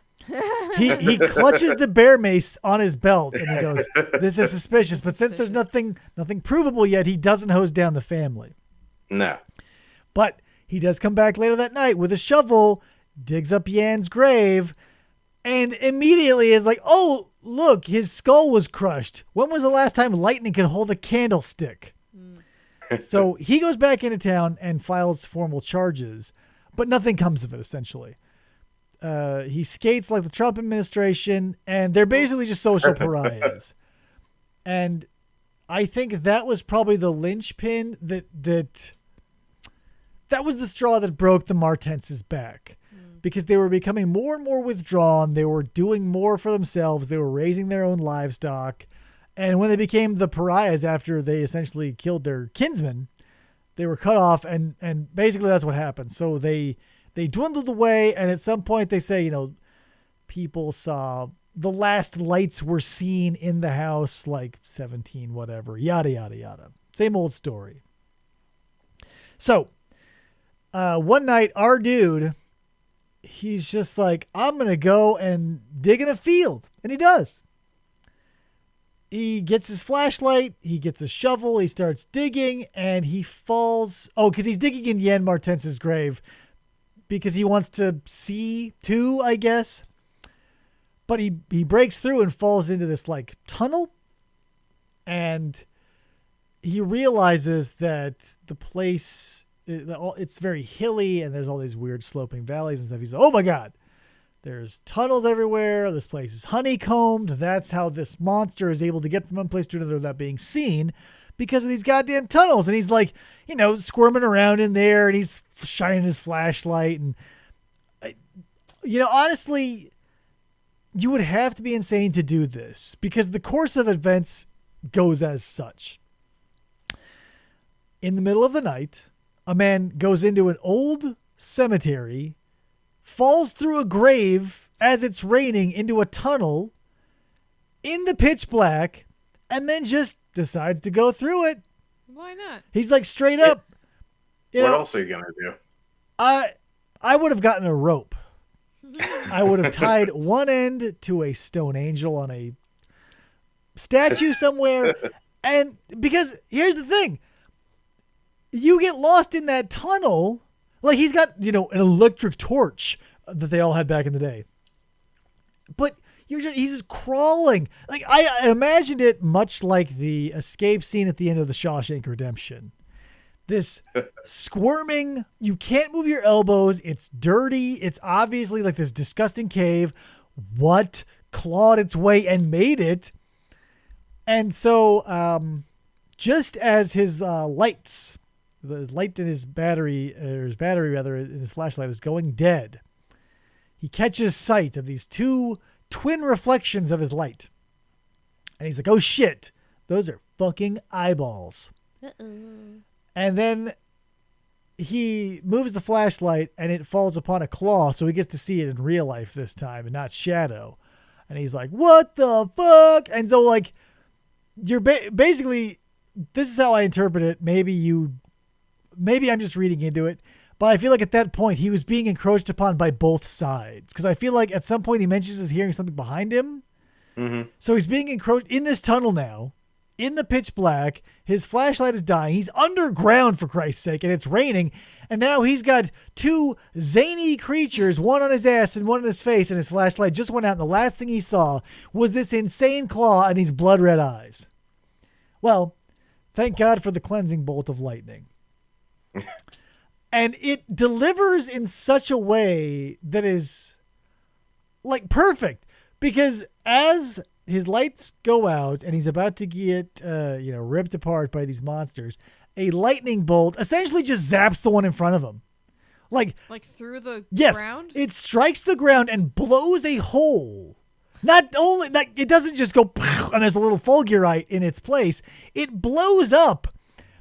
And in my head, because I feel like it throws our dude. Like he's thrown up to the surface and he can feel the rain on his face. And there was this titanic bolt of lightning that wiped out, coincidentally wiped out the thing that let's see the irony here.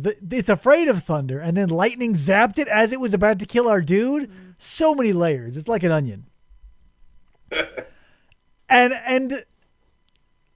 But now it's getting harder and harder for him to like justify what he's doing, because before he had at least enough credibility that people were willing to go into the woods with him.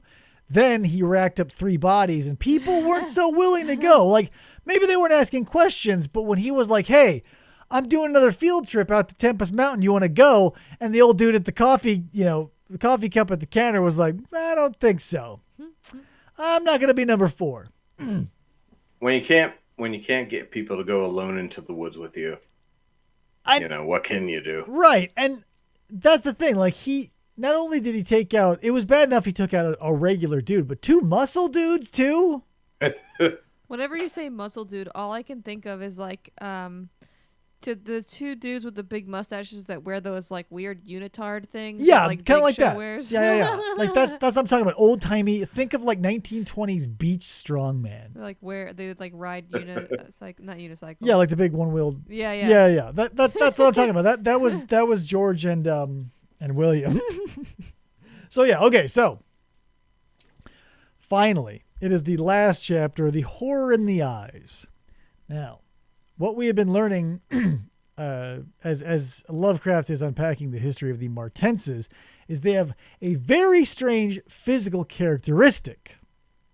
The Martenses, and from what I understand, it's like literally everyone in the family.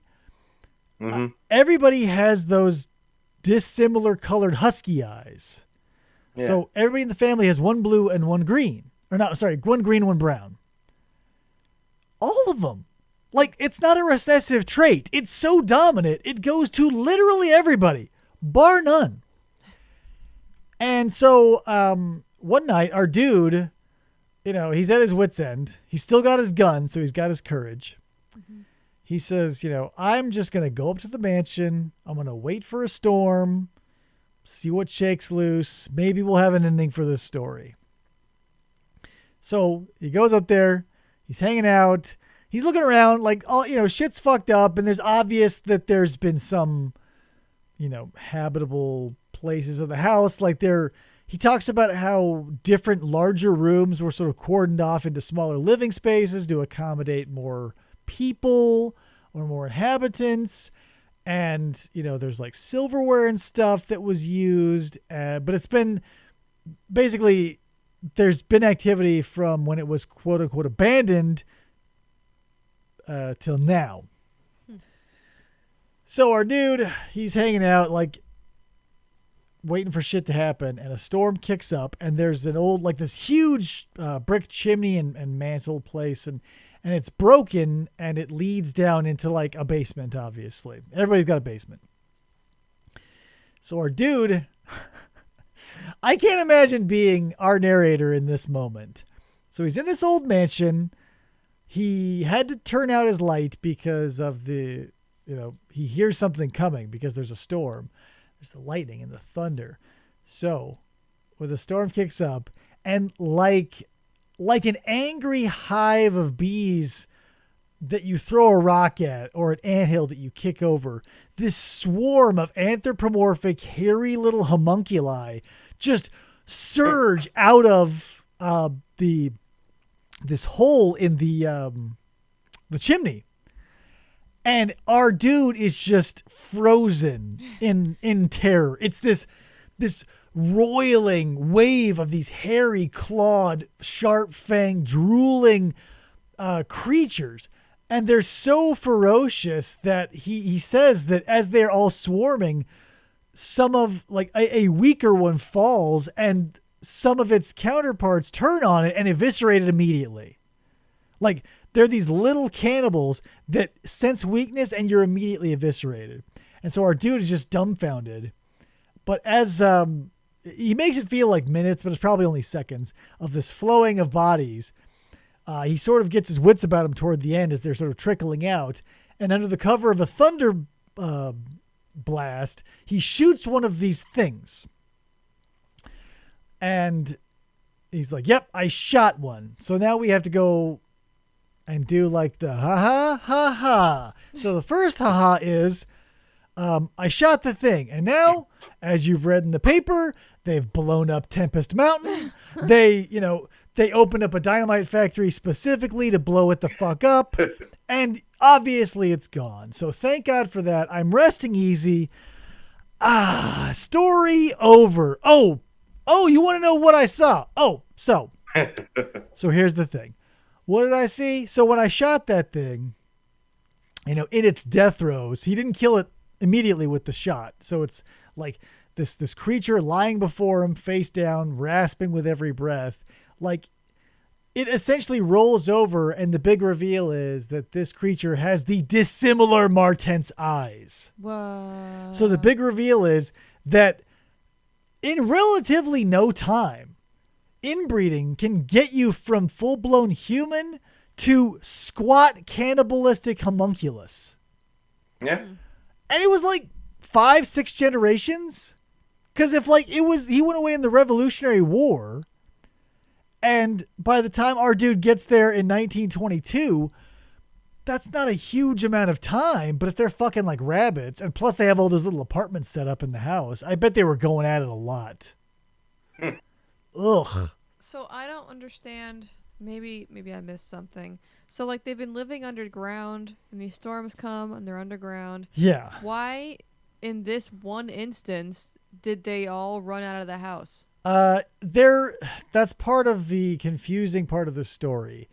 Our monsters are their motivations are nebulous, because in the story they basically say that these strange things, the attacks, only happen in like the summer fall time of the year when they have those thunderstorms during the fall, or rather the winter and the spring or whatever, when there's not so many thunderstorms. They're fine. So it's from what I understand, and it doesn't make sense, is that when there's no thunder, they live underground year round, probably eating each other and or rats and or God knows what. Mm-hmm. However, when the summer months come and it's monsoon season, the thunder whips them up into a frenzy, and it forces them, they're like a freaking dog. They jump out of their whatever, and if you happen to be one of those squatters in their little village, or if you're, Toby, you're Bennett, you're Monroe, you're Gonzo. But that's it. Like it started as simply as a family who were less interested in the outside world than most and afraid of lightning. And in a matter of 200 years, turned into like a gene pool that is slowly drying into like this cracked little disgusting mud puddle. Yeah. And they got away with it for so long. Like all the people, and brilliant too. Like all they did was run around and eat people, and nobody could get a good look at them. People thought, oh, it's literally the devil. It's a bat-winged demon. They thought the craziest one was, somebody thought it was the wind. I was like, how plausible do you think is the wind, my friend? I don't know about that, but crazy. So so we've had a tainted lineage from outside, aka Arthur German's white ape involvement. Mm-hmm. So we got, I think, the rats in the walls. I'm going to say it was the land that, I don't know. There's probably a fan theory out there, because I don't know if the De La Pours got fucked because of the tainted castle they were given, or they were going at it for a while and they just needed a headquarters. So, And then the lurking fear is obviously that's just straight up Catskills, like cousin fucking. Like there's nothing supernatural. Like this was the crux of this story is simply a family got scared by thunder and started fucking each other exclusively. That'll happen. There's no monsters. There's no cosmic horror. Nobody invokes an elder god. Nobody reads an ancient book. They just, started loving one another. So, Nick, do you have time to break down the Shadow over Innsmouth, or do you want to call it a night? Yeah, I'm good to go. Okay, so. I will say, before we move Sure. on, did you ever see the movie Bleeders? No. Okay, well, there is a movie by Full Moon, who gave us Puppet Master and Demonic Toys. I've heard of it. I just haven't watched it yet. I don't remember much about it, but there is a movie called Bleeders, which is kind of fairly similar to The Lurking Fear, but it's coming from the perspective of a guy that basically goes back to the place of his lineage with his I don't know if it's his wife / caretaker or whatever, but has some kind of strange blood disorder. But turns out, his family is inbred, and there's all these strange creatures living underground. It's pretty cool. There was Rutger Hauer had. Oh yeah. Okay. There's a very liberal interpretation of an adaptation of this.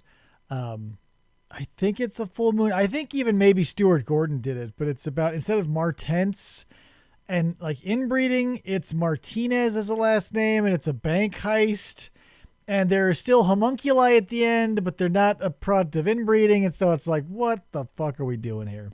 Yeah, I think that was the Lurking Fear. Yeah. Everybody say hi to Bruno. Yeah. Hey, Bruno. What Hi, up? Bruno. So let's touch base with the typing square. Let's go over to Krista's camera here. What's happening in the typing square? Has anybody had any questions, comments, concerns? No questions, but back before Sadie went off, she said, I also want to say every time my dad takes us to school, he listens to your podcast. All right. Self-promotion, I'll take it. Yeah, there you go. And Kayla says, yay, a whole new generation of listeners. Yeah, you gotta get them early. I'll tell you that much. Yep. So yeah, Lurking Fear. I irrationally tie this very strongly to oh shit, what was the last one he wrote before he died? The Haunter of the Dark. Yeah. I bought a audiobook collection of Lovecraft's, and the Lurking Fear and the Haunter of the Dark were back to back track lists wise, and it's the Lurking Fear, the Haunter of the Dark. I was like, oh, these are probably written right next to each other, but no, the Lurking Fear was 22, so middle career, and literally the Haunter of the Dark was the last thing Lovecraft penned and got published. Yeah. So So before we start breaking down the Shadow over Innsmouth, let's touch base with the chat square also. So I said I was going to give away some stuff. So how many people got in the typing square? We have 4 current viewers and 4 likes. Okay, so if you're watching this right now, I have the Sloth Fist album. I've got, this is the CD, obviously. I got their vinyl hanging up on the wall out of frame. But did you switch cameras back so that they can see you? Yeah. Okay. I wouldn't be holding it up otherwise. Well, I was making sure because I didn't see it. Yeah, so I'm here's the album. Ta-da. Sloth Fist, obviously, dudes from the show, Mark Maxey, rules. Dominic, what should we do? I feel like we should have a trivia question, but since probably no one knows about Lovecraft like we do, it should be easy. Poof. What does HP stand for? That's easy. Anyone can Google that. What is in HP Lovecraft? What does HP stand for? First one to answer will get this stunning Sloth Fist CD. Mothman is real. And before you complain, you opened it. It was sent to me open, so I didn't open it.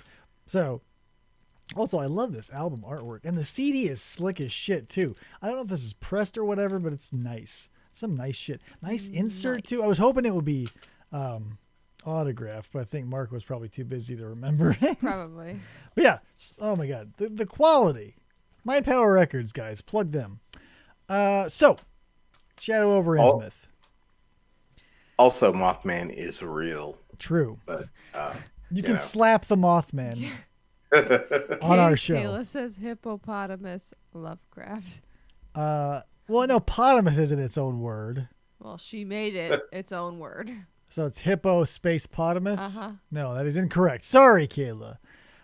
So, Shadow over Innsmouth. This is a big one. This is the, oh my gosh. If Lovecraft is the Rolling Stones, this is Satisfaction. It was the very first one I ever read. This is not the first one I've ever read, but it's one of the best ones. So, Shadow over Innsmouth, 1931. This was wrote a year before The Haunter of the Dark, which was 1932, I believe.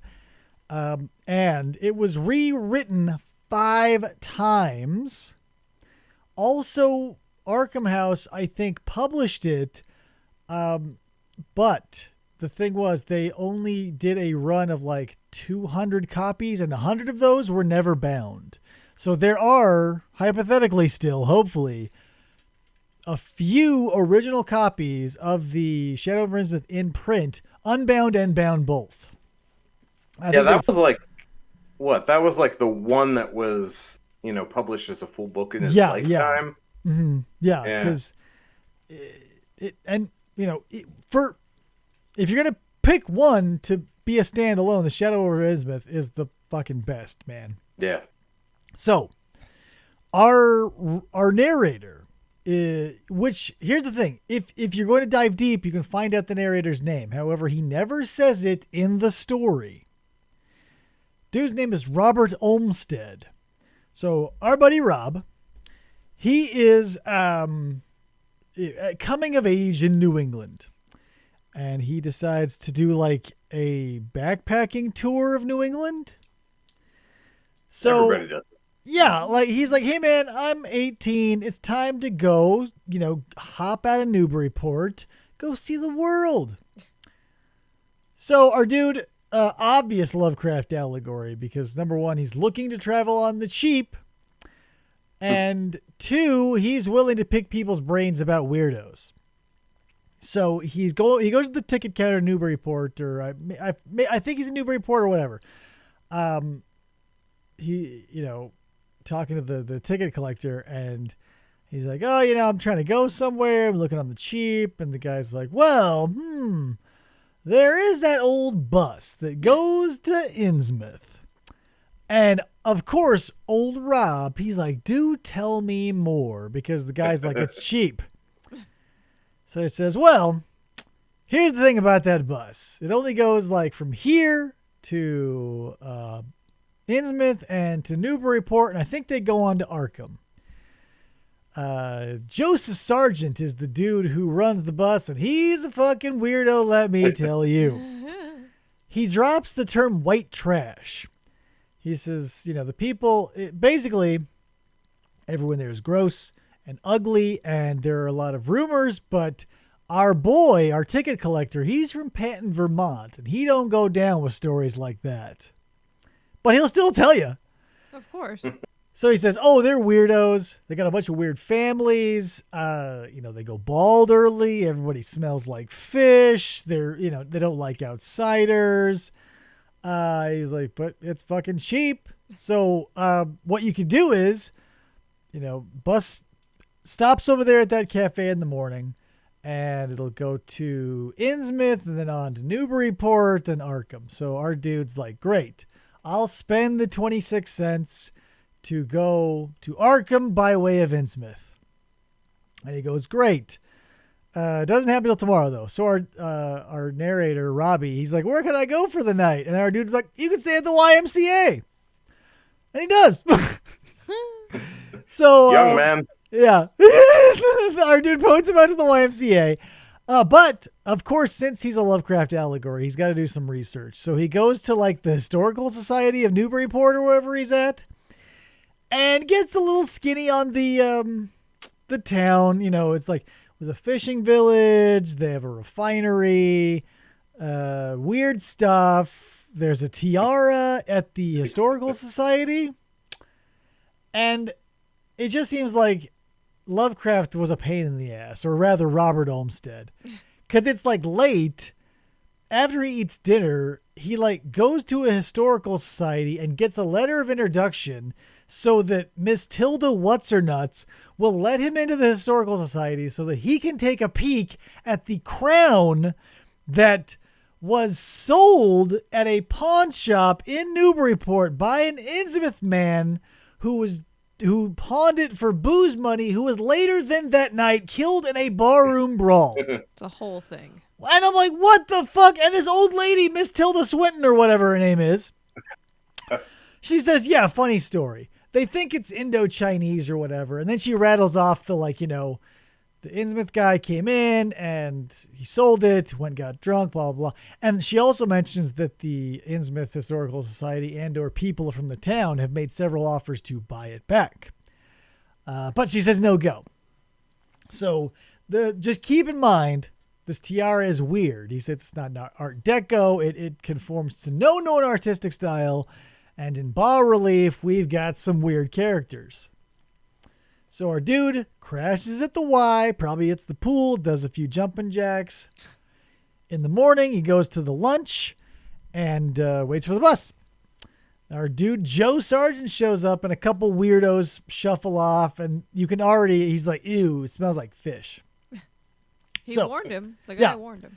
So our dude, Robbie, he walks up onto the bus and he like holds $1 up to Joseph Sargent. And he's like, one, please. And Joseph's like, what? Like he's put out because he doesn't want to take this dude. So he says, okay, here you go. So he goes and sits on the bus. You know, he basically talks shit about Rob, who's up in the driver's seat. Talks about the back of his head being weird and scabby. Talks that his hands are wide and his palms are, you know, flat and broad. And he's got webbed fingers and he looks like a fish. He smells like a fish too. So they, you know, like classic cartoon fashion, you know, the bus, it like sputters to life and there's a plume of smoke that flies out of the back. And so they're off. And we get sort of, this is a nice little break in the story where, you know, we're basically listening to a guy describe a bus trip. He sees this ocean. There's some salt marshes. The air is fresh. He's having a good day. Then they get to Innsmouth and he's like, this place is weird. All the houses are fucked up. There's a strange church. It gives him the heebie-jeebies. And so, you know, here's the first warning bell starts blaring immediately. It's him and Joey in the bus all alone. And, you know, our boy Rob's casually looking around and he looks out and there's a church that used to be a Christian church, but is now the Esoteric Order of Dagon. And for some reason, like the door to the basement is open. And furthermore, not only is it open, there's a weirdo hanging around by the open door in, you know, a priest robe and a strange tiara. And so our dude's like, whoa, that's like the tiara I just saw. And that guy wearing it was weird looking. Oh, well, not my business. Yep. So, you know, obviously, he didn't care. So it's odd to me that the bus stops for so long because usually it's just a bus stop and then they go to their destination. Well, yeah, there's some subterfuge here. So this is another story also where like you could draw a map based on what Lovecraft tells you, because there's the streets of Grand and Washington that intersect the streets of, you know, blah, blah, blah, blah, blah, whatever, Water Street and yada, yada. So it's all these weird dilapidated houses, and the people he sees are like weird and sort of simian visaged, he says. There's some weird kids playing around. There's no animals. There's no dogs, no cats, no horses, no nothing. And that's what old dude said back at the ticket booth. He's, dogs hate him, cats hate him, and they had a real problem with horses until cars were invented. Obviously, animals hate monsters. Especially horses. Especially horses, I don't get. Like, what? The horses are whatever. They're the fucking stupidest animals. So, they pull up in front of the Gilman house because the bus seems to be having a little difficulty.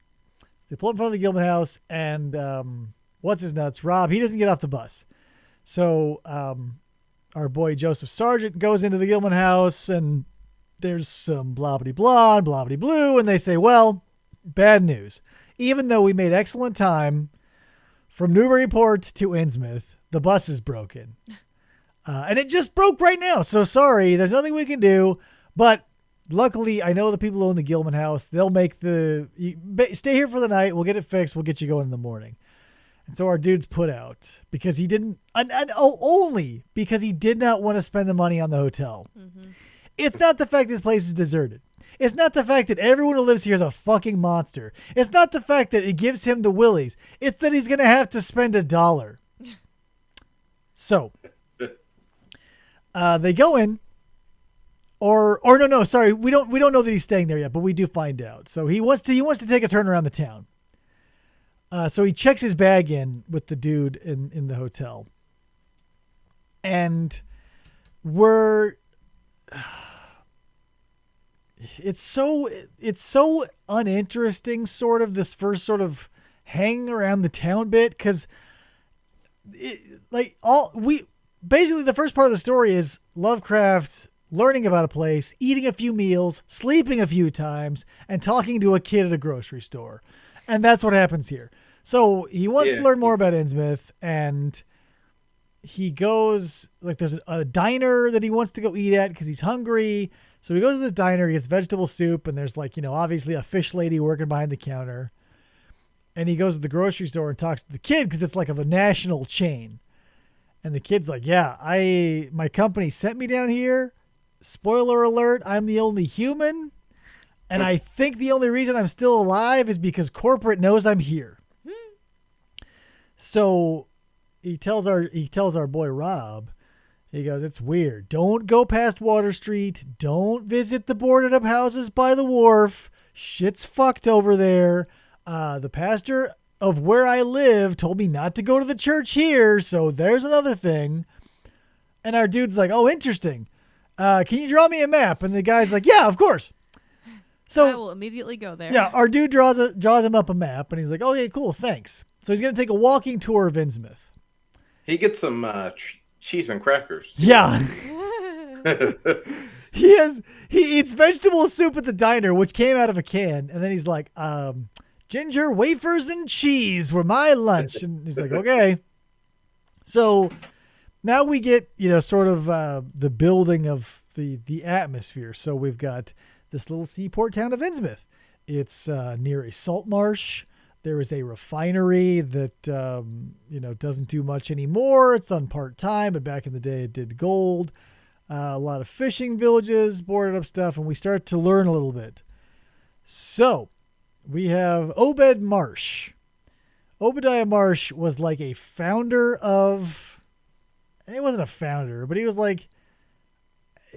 just a rich dude, I guess? Yeah. Is that it?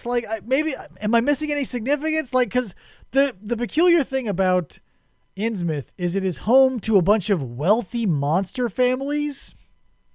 And the Marshes are one of them. The Waits are another. But so the Marsh, Obed Marsh, he owned, the refinery, and he was the rich dude in town. And we, come to find out that old Obed, when he was running around the sea, he came across this little Kanaki island with these Polynesian natives. And, it seemed harmless, but they were calling up demons from the water. And old Obed is like, oh, that's cool. So demons come up and they give you fish and then they give you gold. And they go, yeah. And all you got to do is sacrifice a few of your youngins. Also, other things, wink, wink. You got to take the second and third oaths the Dagon. But we'll get to that later.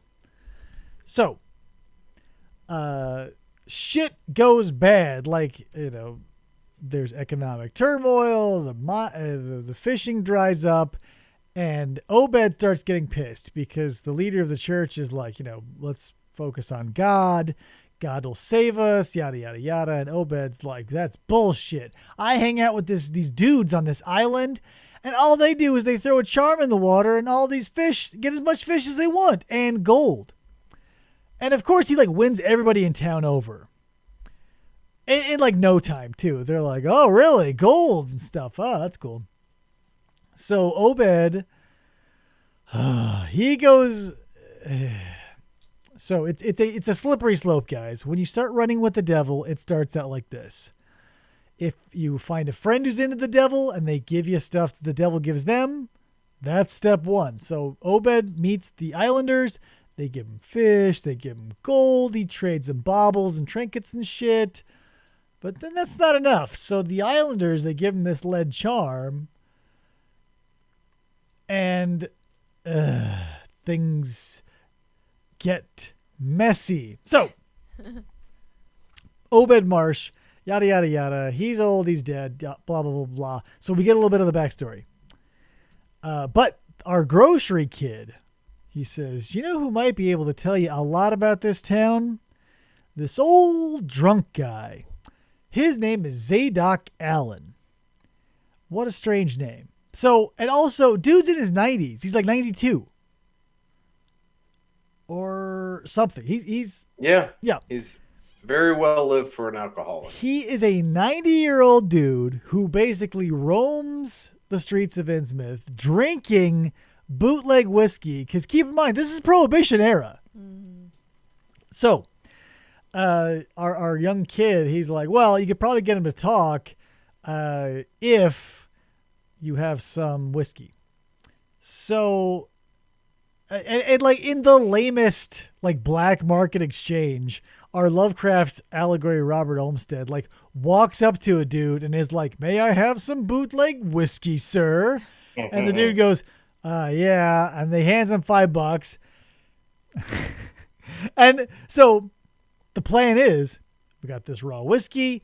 We're going to do a little wiggle of it in front of Zadok. We're going to lure him someplace where no one can see because everybody's real tight-lipped. And we're going to pry some info out of this dude.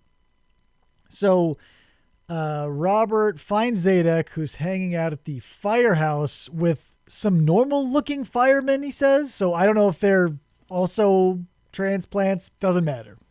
It's the guy from the YMCA. Yeah, they don't come up again. So they're probably just eating chili.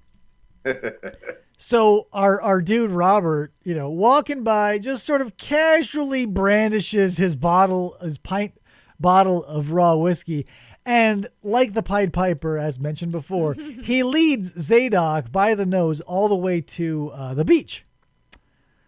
So this is what makes the story. So it's the story within a story. So Zadok. He won't talk. He knows that his life is worth more than that.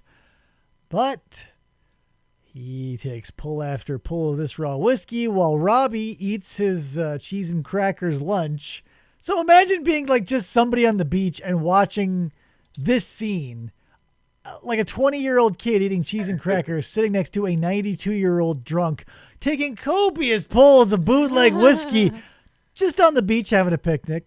That's fine. Picture like the little like things where you get like the little red spatula and you spread the cheese. Yeah, Oh the handy snacks. Yeah. There's Lovecraft with the handy snacks, and there's Grandpa Allen like, I'll tell you what the fuck happened back in the old days. So it takes the entire bottle, but Zadok finally opens up, and then we realize why Zadok is 90 years old, because he had to be an untainted human influence that saw everything, and that's why he's old. So here's the story. Old Obed, he was dropping hints like, hey man, we start getting these old ones, these deep ones rather, they'll give us, we'll let's pray to gods who give us shit. We say, hey, God, give us rain. He gives us shit. I say, hey, deep ones, give me some fish. There's tuna on the plate. So the town gets very quickly swept up in esoteric order of Dagon fever. But then we get a mob that lock up old Obed because they've had enough. They don't want any more chanting in the esoteric order, all these weird rites. They've had enough. I say, Obed, you're nuts. We've had enough. Let's put this guy in jail. Problem is, if you do not make your regular tributes to the Deep Ones, they get pissed. So, when Zadok was a young boy, he got to witness, but tangentially, when they locked up Obed, the Deep Ones, you don't know it's the Deep Ones yet, but this force rises up out of the water and slaughters half the town. Like Zadok Allen's dad, who was in the militia, grabbed his musket, ran out the door. Zadok never saw him again. Dead meat. And so the way they justify that is they say it was the plague. Because obviously, if half your town disappears, the town over is going to ask a question. And he gives the equivalent of they walked into the woods. Nah. He says, well, it was the plague. Killed half the town. They go, okay. So here's the thing. Obed got in deep with the Deep Ones. So we've got there's a structure off of Innsmouth called Devil Reef, which is where Obed and all of his people go out and drop their little trinkets and call up the Deep Ones that bring them fish and bring them gold. But the Deep Ones want something in return, but Zadok is very dicey about what that is. So he tells us, after a while, they wanted to start mixing, if you catch me. So, Obed was obliged to take a new wife that nobody saw, much like Arthur German's great-great-great-grandmother. I feel like these all tie together. A lot of cursed lineages in Lovecraft end up locked away in an attic or never seen by the public. So that's the thing. Like, Obed begat somebody who begat Barnabas, who's now technically Old Man Marsh. He's the current owner of the refinery, and even though he's pretty deformed, he still wears human clothes. And everybody's like, isn't that so funny? He still wears human clothes. He's like people. He thinks he's a person. So, our dude gets that whole story from Zadok. Basically spells it out. Soup to nuts. We've been fucking fish. You got the first order of Dagon is the Pledge of Allegiance, essentially. The second the second oath of Dagon is you had to invite them into your home, but not necessarily fuck them and or house a Shoggoth. Because Zadok's like, he gets real whipped up and he's like, ever heard of a Shoggoth? Ah! And he's nuts. So by the time you get to the third oath, which is fourth base, if you're keeping track. So Zadok even mentions, he's like, I took the first two, but I'll be damned if I'll take the third. Because the first one is essentially like, yeah, I pledge allegiance to the Order of Dagon. And the second one's like, well, you gotta either blah, blah, blah. Like, so that's the thing. The Deep Ones want human sacrifice every Hallowmass and May Eve. And I don't know what they're doing with those people because they're just killing them, I guess. Anything, Nick, that I'm missing? Essentially. And that's the confusing part, is the Kanakys do that too. They say, well, we have to offer them up a couple young'uns twice a year. So that's four of our people who get slaughtered, May Eve and Hallowmass. How young? I don't know. They don't say. They're probably like teens, 20s. That's the thing. They just get sacrificed. They probably take their reproductive. Well, no, that's in addition to fucking them. In addition to inviting them into your bed and throwing a hump into a fish monster next to your nightstand, you also have to give up 4 kids a year to just generic slaughter. Whatever. But that's the thing. So Zadok,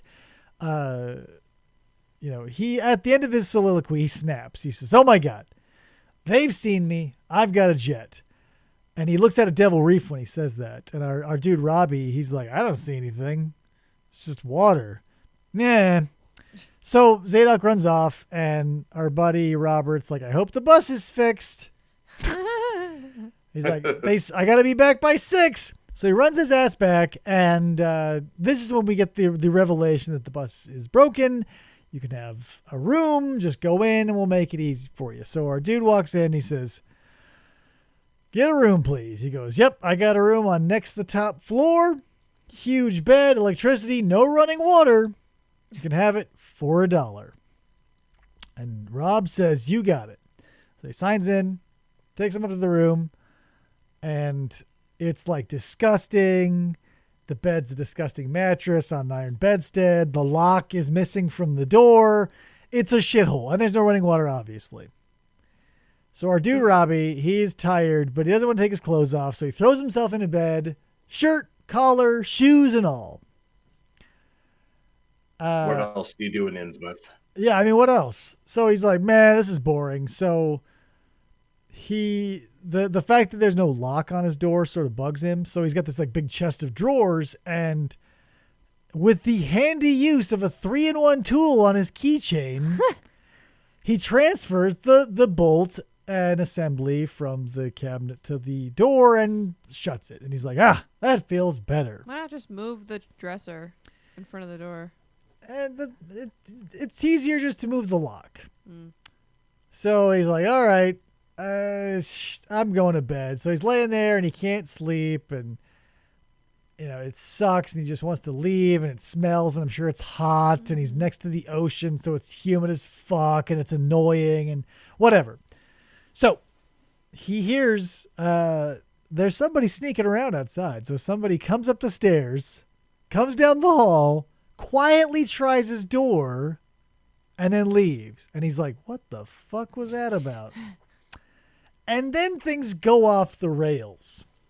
But it's a very slow burn, and then it switches so our dude, Rob, is like listening, and he's like, there's a bunch of weirdos saying some weird stuff downstairs. And they're basically like, the long and the short of it is, dude's upstairs, his door's locked. We're going to have to get in there some way and get him. And he's like, uh-oh. That's me. I was like, oh, shit. And he does what, any of us would do. He just freezes. Yeah.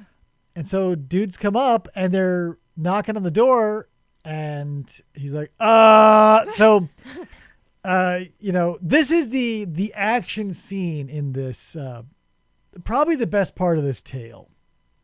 Yeah, and it's quite an action scene. Yeah. So he's in his room, and his pursuers are now surprised because they put him obviously in a room with no lock, but this is locked. So in all hotels, there are doors connecting the rooms. So they're trying to get to the door, and he's like, aha, I'll pass through the other one and try and make my escape. And basically he's just forced from room to room as he has to try and slam the door before these dudes get in, and they're getting more and more furious. They're banging it. Wood is splintering. Shit is getting dire for our buddy Rob.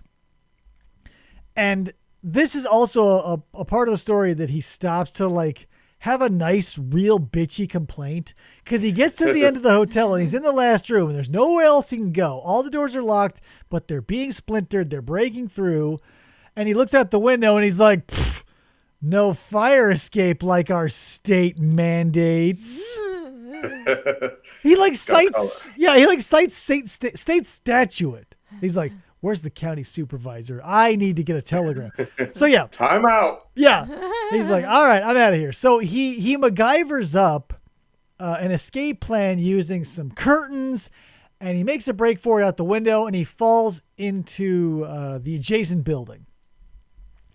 Everybody's yelling and shouting, and they're all guttural noises, and they're all monstrous and scaly and stuff. And it's really very well executed. It's super scary. So he's moving through this building. He's in the street now, from dark alleyway to porch. And there are just mobs of these people looking for him. And he's like, what? And you as the reader, obviously, too, are like, why do they care? Like, why would an entire town not just let this guy go? What's up? So we've got these huge mobs of people moving around, looking for him, cutting off his escape. And the more he looks at these people, the more he's like, well, that's weird.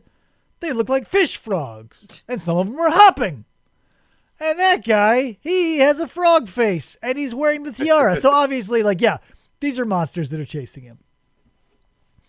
So, you know, this is a tense scene where they're like all over town. He's here and there, and he's like trying to figure out a way to get out of town. But, you know, they've blocked all the roads, and but he's like, you know, through this field, there's an old railway bridge that nobody uses anymore.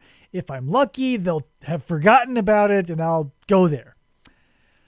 And so he basically just takes off into a field, and he's like running, and it's like raining a little bit, but he hears here's our Lovecraft faint moment.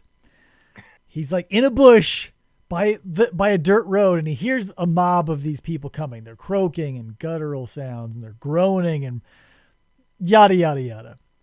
So this huge mob passes in front of him, and now they're close enough that he can see their facial features and their outlines and their specific grotesqueness. And he faints. Mm-hmm. He goes, ah! And then he wakes up in the morning, like there's a light rain falling on his cheek, and there's gravel on the other one because he's been sleeping all night. And he gets up and wanders into town. And, you know, it's a very quick and concise ruling by our government, because he's like, hey, I just ran out of Innsmouth. You can see my clothes are all crazy. The story I'm about to tell you is nuts. They're fucking fish. There's monsters. They want to take over the world. So can you please do something about it? And the government, you know, they sit back in their chair, they rub their chins, and 3 seconds go by, and the government goes, we believe you. Dynamite. And they do it. They roll into Innsmouth. They blow up everything. They the houses at the seafront that supposedly hold these Shoggoths. You know, they explode Devil Reef. They drop bombs from submarines. Like they level, and it's under the guise of they say it was a raid because of booze. And the Prohibition people rolled in, and one thing led to another, and accidentally the whole town burned down. Uh-oh. Whoops. Oh, and we accidentally torpedoed the reef because we thought it was a beer. Oh. So, all this. So the government comes in, wipes it all out, and our boy Rob, he's like, whew, happy ending, right? So the thing about the Innsmouth folk is when you have sex with a deep one, your child... this hybrid will be born looking pretty human, but as they grow up will, much like the mighty frog, adapt to water and eventually take to the water permanently, opposite of a frog. So that's the whole thing. It's like the weirder you look, the closer, and that's why everybody was always talking about Barnabas Marsh, because they're like, he should obviously be, but I don't think he had an heir to take over the foundry, so he's like basically hanging out as a frogfish in an Edwardian frock. So government wipes it out. They say, hey, we take care of it. They took some of the deep ones and put them in internment camps, and the press were pretty much on board with keeping everything quiet. But as usual, our boy Robert, he doesn't know when to leave well enough alone. He says, you know what? I'm going to start researching my family history. Of course. I know almost nothing about my family tree. So what I'm going to hold up for you here, I'm holding it upside down. This is the Marsh family tree. You can't really tell. But here is the lineage. So our dude, Robert Olmsted, he also goes on to say he has a cousin who is afflicted with some skin disease, who is presently incarcerated in an insane asylum. And also he had a cousin Douglas who shot himself after finding out something weird about the family. Yeah, So another cousin named Arthur who lit himself on fire. It stacks up so quickly. And then Lovecraft doubles down, because after our dude learns about his family, he's like, it was about this time my health turned. I had to quit my job. My hair fell out. I started looking like a fish. And so our dude, it has to basically drop out of society because he's getting sick, this illness. And come to find out, spoiler alert, our dude is a deep one. Because throughout the story, everyone he ran into, he's like, oh, you've got those sharp marsh eyes. You got the eyes of the marsh. And you know what the marshes do, even though your name's Olmsted. So here is what happened. So Obed Marsh and his first wife, they must have had some difficulties because Obed went to fuck Pythialai. And that was the first New England connection to the deep ones. Pythialai, whatever. So they had 3 kids, 2 kids and Alice Marsh. But Alice Marsh, Obed's daughter, married Benjamin Orne. And here's the problem, because they had a kid named Elizabeth Orne who was Robert, our boy's father. So he basically lays it out. He says, shit, my great grandmother was a fish person.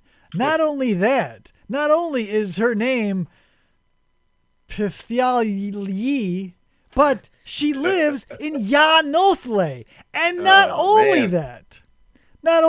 is this old fish lady his essentially great grandmother, but she was over 80,000 years old when she banged Obed. Nice. Like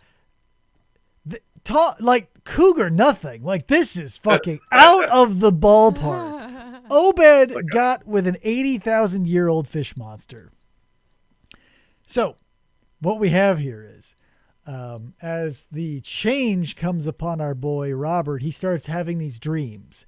And they start out as nightmares, but they eventually become these palatable experiences where he's living under the water in Yanothle with his great-grandmother, and they're conversing about what happened 80,000 years ago.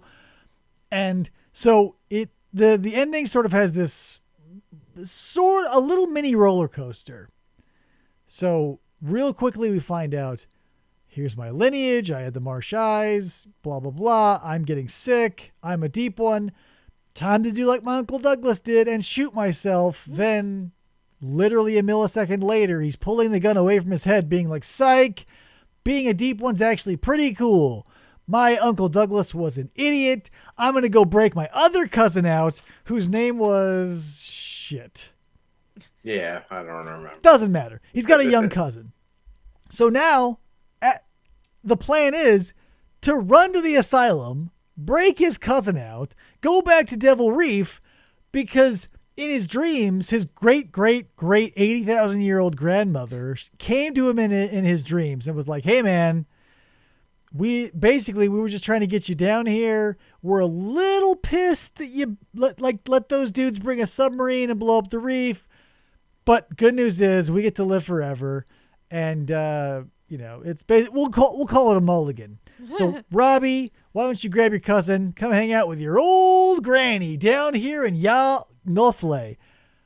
And he does. Hashtag YOLO. Hashtag YOLO. And that's like the last thing in the story. He's like, yep, as I write this, I'm putting on my coat to go break my cousin out of the asylum and live underwater in glory among the elder gods and gold forever. As well. What the fuck? I also want to know where that gold is coming from. And so, but here's the, we've got our own little twisted lineage here, because the deep ones, although they can and do live a long ass time, possibly forever, they have no real powers because they worship Dagon, and Dagon is an acolyte of Cthulhu. So, I mean, we're so far down the food chain. I don't even know how to describe or how to categorize a deep one. Because they've got no magic. I don't... It's less... Do they live off of the youth of the little kids that they kill? No, I don't. That's the thing. I don't know why they kill 4 kids a year, and even because in the story they tell our narrator like they have huge civilizations under the sea, and that if they wanted to, by the snap of their fingers, they could rise and conquer the land part of the earth, but essentially they don't give a shit and see it as fruitless. Because I think he makes mention in the story that, they're basically waiting for us to fuck ourselves over, and then they'll just claw the remnants into the sea. Mm-hmm. But if you're going to live 80,000 years, yeah, you can wait it out. But that's the thing, too. I wonder why they want the above the water aspect of it all. Mm-hmm. Because after a while, they're forced into the water. There are some that they say stay out longer than others. But when your half-life is 80,000 years, you're eventually going to get there, I bet. That's true. But, Innsmouth is my favorite fictional town, and this is the center of a very interesting wheel because it's name-checked all the time, and it's even fleshed out a little more in The Thing on the Doorstep because it starts to go into a little about the... like I was saying before, the rich people, if you will, of the upper echelon of the Innsmouth folk. Mm-hmm. If you're rich, you're probably a wizard if you live in Innsmouth. But that's for another time. Thing on the Doorstep, one of my favorites also. But Shadow over Innsmouth is one of the best. You're going to have to get over the fact that the first sentence is like, Innsmouth blew up or whatever. Get over that. And that's why I think it's so easy, and it should, Lovecraft should be talked about, because there's no such thing as a spoiler because he already does it. Mm-hmm. It would be like if before the Avengers, Captain America walked out on screen and he's like, hey, everybody, thanks for coming to the movie. I can't wait for you to see how we win. And he walks off stage. That's all Lovecraft, except nobody wins. Everybody loses. Yeah. The person writing the story is dead. The person they found out about it from is dead. All their friends and family are also dead. But there's a lot of, written down things about the family. Yeah. There's always so much documentation. The one thing that every Lovecraft protagonist does, and you'd think they'd get wise to it. They say, here's my collection of papers that could conceivably end the existence of humanity. And instead of just running out to the fire pit and throwing them in, they put it in their will. They say, hey, when I die, burn this stuff. Right. And of course, the first thing the first motherfucker does every time is like, the secrets of the universe, I'm going to go try and end the world. But that, whatever. That's Lovecraft for you. And obviously I left out a lot of the details of Shadow over Innsmouth because I feel like it is worth a read. There is a ton that I'm leaving out. There's a ton of history and genealogy and the characters and the action. But this above all, I think is one that deserves to be either read or there's a free version of it on YouTube in 7 different flavors of audiobook. So check it out. It's all the characters, Zadok Allen, the fucking Gilmans, all the fucking and it just do it, guys. If you don't read or listen to any other Lovecraft material, this is one to do. It's the one Krista read, so it's got to have some appeal. Yeah, I read it a long time ago when I first met you, and you're like, "Oh, you should read so good. Lovecraft," and I was like, "Okay." And that was a story that you told me to read. I've listened to the Wayne June audiobook 30, 40 times. So let me check it with the typing score. Did anybody answer the question right? Does anybody want to win a copy of Apparently nobody Slap does. the Mothman. Mothman Kayla is just real. named a whole bunch of jokey ones like Happy Pants and Jalapeno Poppers. Yeah, we have a limited crowd base. I get that. So, don't be 5 shy, people Kayla. in here just hanging out. I got this album. I've also got some stickers and stuff. Oh, how about this? Since we're doing literature, I've got a few like promo copies of the RJ book. Does anybody want a copy of the RJ book? So Dominic, Yes. this has been a success. I think people now, if they listen or watch this show, they'll be like, I know what those stories are about. I do want to say a couple things about Sure. the Shadow over Innsmouth. Let's do it. Break it down. Well, one is if you play Call of Cthulhu, Dark Corners of the Earth, the PC video game. Basically, I don't know. The only thing I really remember about the game is the escape scene from the hotel. It's picture perfect too. Yeah. Oh my Basically, gosh. if you know the story, you know how to escape the hotel room. Yeah, it's But like word for word a blueprint. Yeah. But also, if you feel the urge to purchase the Call of Cthulhu game that came out a couple years ago, just don't do it. It's not worth it. Which one? I don't know. I think it was just called Call of Cthulhu. Oh, because there's so many. Like there's so many. That's the thing. The recommendation more often than not is if you come across something that says it's taking direct inspiration or whatever from Lovecraft, there's a good chance it'll suck. Most of the Lovecraft movies suck. Every incarnation outside of the canon is usually not good. Yeah. The video game, I think it's going for like $30 now on Steam. Yeah. It's terrible. And that's the thing. I so played that avoid it. game, and it immediately drops all the love. Like after that amazingly authentic sequence, there's nothing like that again. Yeah. It's non-canonical from then on out. But okay, and then the other thing that I was thinking of was, I don't know, kind of the way he telegraphs the ending. If you kind of go with his philosophy, you can kind of think about the inevitability of Right. And that's what a lot of people. So this story and At the Mountains of Madness both have potentially eye-opening and or against type messages, because it can be said that this is a story of acceptance, finding out that you are something that is lesser than and or different and or monstrous, and coming to terms with it and being okay with it. Yeah. However, they are still portrayed as evil and eventually want to overthrow the human race. So, where do you land? I don't know. You could say, even the best of us can be corrupted.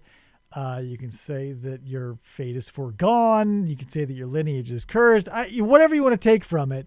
I don't feel like that's really the point of the story. Mm-hmm. I mean, yeah, sure, the xenophobia and everything, blah, blah, blah, blah. But horror isn't necessarily there to be dissected in such a way, especially this one. Since it's written so well and there's so much action and the characters are so rich and like all the interactions I feel are believable, it's, a great escape story. Mm-hmm. Does it have a positive message about accepting yourself? Possibly. Does it have a negative message about just giving into evil and overthrowing the human race? Also possibly. Well, he's dead. We'll never know. Yeah. But it's the same thing that, like at the Mountains of Madness, where at the end, Professor Peabody is like, siding with the great old ones because he's like, they were scientists like we were. Why? There was time now. And, he there's this breakthrough that he's like, we're human, they're weird monsters, but we're both alike. But the thing they come together on is their subjugation of slaves. Mm-hmm.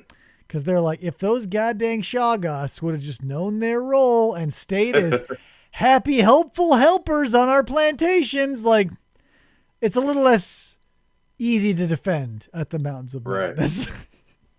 Because it's basically like two plantation owners on their front porch, both drinking mint juleps as their cotton fields burn post Civil War, and they go, well, at least we had the darkies for a while. Like, this is not the people I want to be identifying with. Right. Yeah, I think like Stephen King was, at one point said horror appeals to like the little Republicans within us all. Yeah, because horror is the fear of the unknown. Yeah. And you can't be both woke and afraid of things. Because if you're going to be woke, you're going to look into it, and that's the thing. Science and technology have destroyed horror because the more we know, the less we can swallow of this horror sci-fi bullshit. Yeah. So I don't know. Is this the best point in time? Like, I think for my money, yeah, this is probably the best time in history to have like your horror fiction fandom, because they're explorers. We don't know much about the world still. And you can't easily disprove, like, because if you were to write a story today and you're like, oh yeah, so in the South Pole, there's a huge stone city made by a great race of ancient aliens who died out billions of years ago, and it's all basalt pillars and Cthulhu and yada yada. Back in the old days, you could be like, holy shit, you found that out because you were on a ship for 6 months? Now you could be like, aha, take Google Earth, show me Antarctica. And you're like, liar. It's so easy to disprove stuff that could seem plausible and scary. Yeah. That's what you gotta do. Sure, nowadays we know that if a man has sex with a monkey, it will end in zero propagation of a hybrid species. But back in the day, you could be like, of course some filthy animal can have a baby with a human or whatever. But right. That's the price we pay. Progress makes horror less scary. Or at least more difficult to do, because now, even like the dumbest person can be like, this doesn't make sense. Not that they do it very often, but they could. Yeah. Yeah. So is there anything else about these stories that you feel like we need to touch upon that was missed? As far as lineages go, I think we got a lot, we got all the categories covered. Yeah, the lineages were properly cursed. You've got, your non-supernatural monkey mixing. We had our cursed lineage, like the rats in the walls. That was probably just legitimately a curse. Like that was, for all intents and purposes, supernatural, because I don't think those rats, I don't think they were there. No, at least weren't. At the end. They were like ghost rats. Yeah. And then we got the lurking fear. That's just your classic Catskills, Mountain Dew, hillbilly hootenanny. And then Shadow over Innsmouth. What happens. Shadow over Innsmouth, you got your full-blown monster fuckers, which happens a lot. Lovecraft, we got a lot of people fucking monsters. Ugh. Gross. And even beyond, like, I'm sure you've read The Love Dead, Nick. Oh, yeah. Yeah. So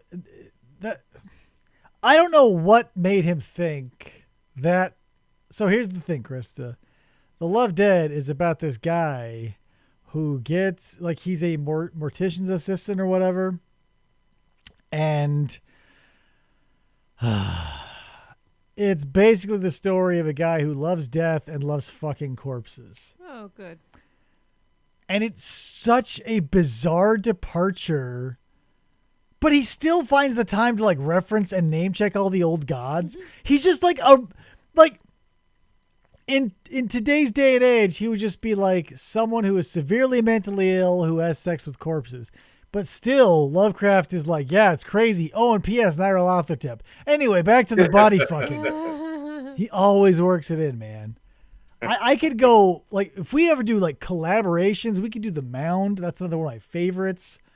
Like, that could be a whole episode in itself. I love The Mound, and I don't think anybody else does. Oh man, yeah, that's a trip right there. Like, that would be a nice double hit, The Mound and The Curse of Yig. Yeah. Because they're both in Oklahoma, and they both feature the same characters. Like, I think Sally Compton shows up in both. Mm-hmm. Yeah. But she's an old Grandma Compton in Yig, because it's been a while. All right, man. So I hope this has whet everybody's appetite to go out and read some Lovecraft, or at least tune into the next one where we break down some stories. Nick, you want to throw out a staff recommendation since you're on the show, and technically for the next few minutes you're still staff? Okay. I don't know. I will recommend Darkest of the Hillside Thickets, because that is what first introduced me to Fistful of Podcasts. Because Really? I was searching for Darkest of the Hillside Thickets, and I saw the interview with Torrin Atkinson. And I'm surprised you stayed after that.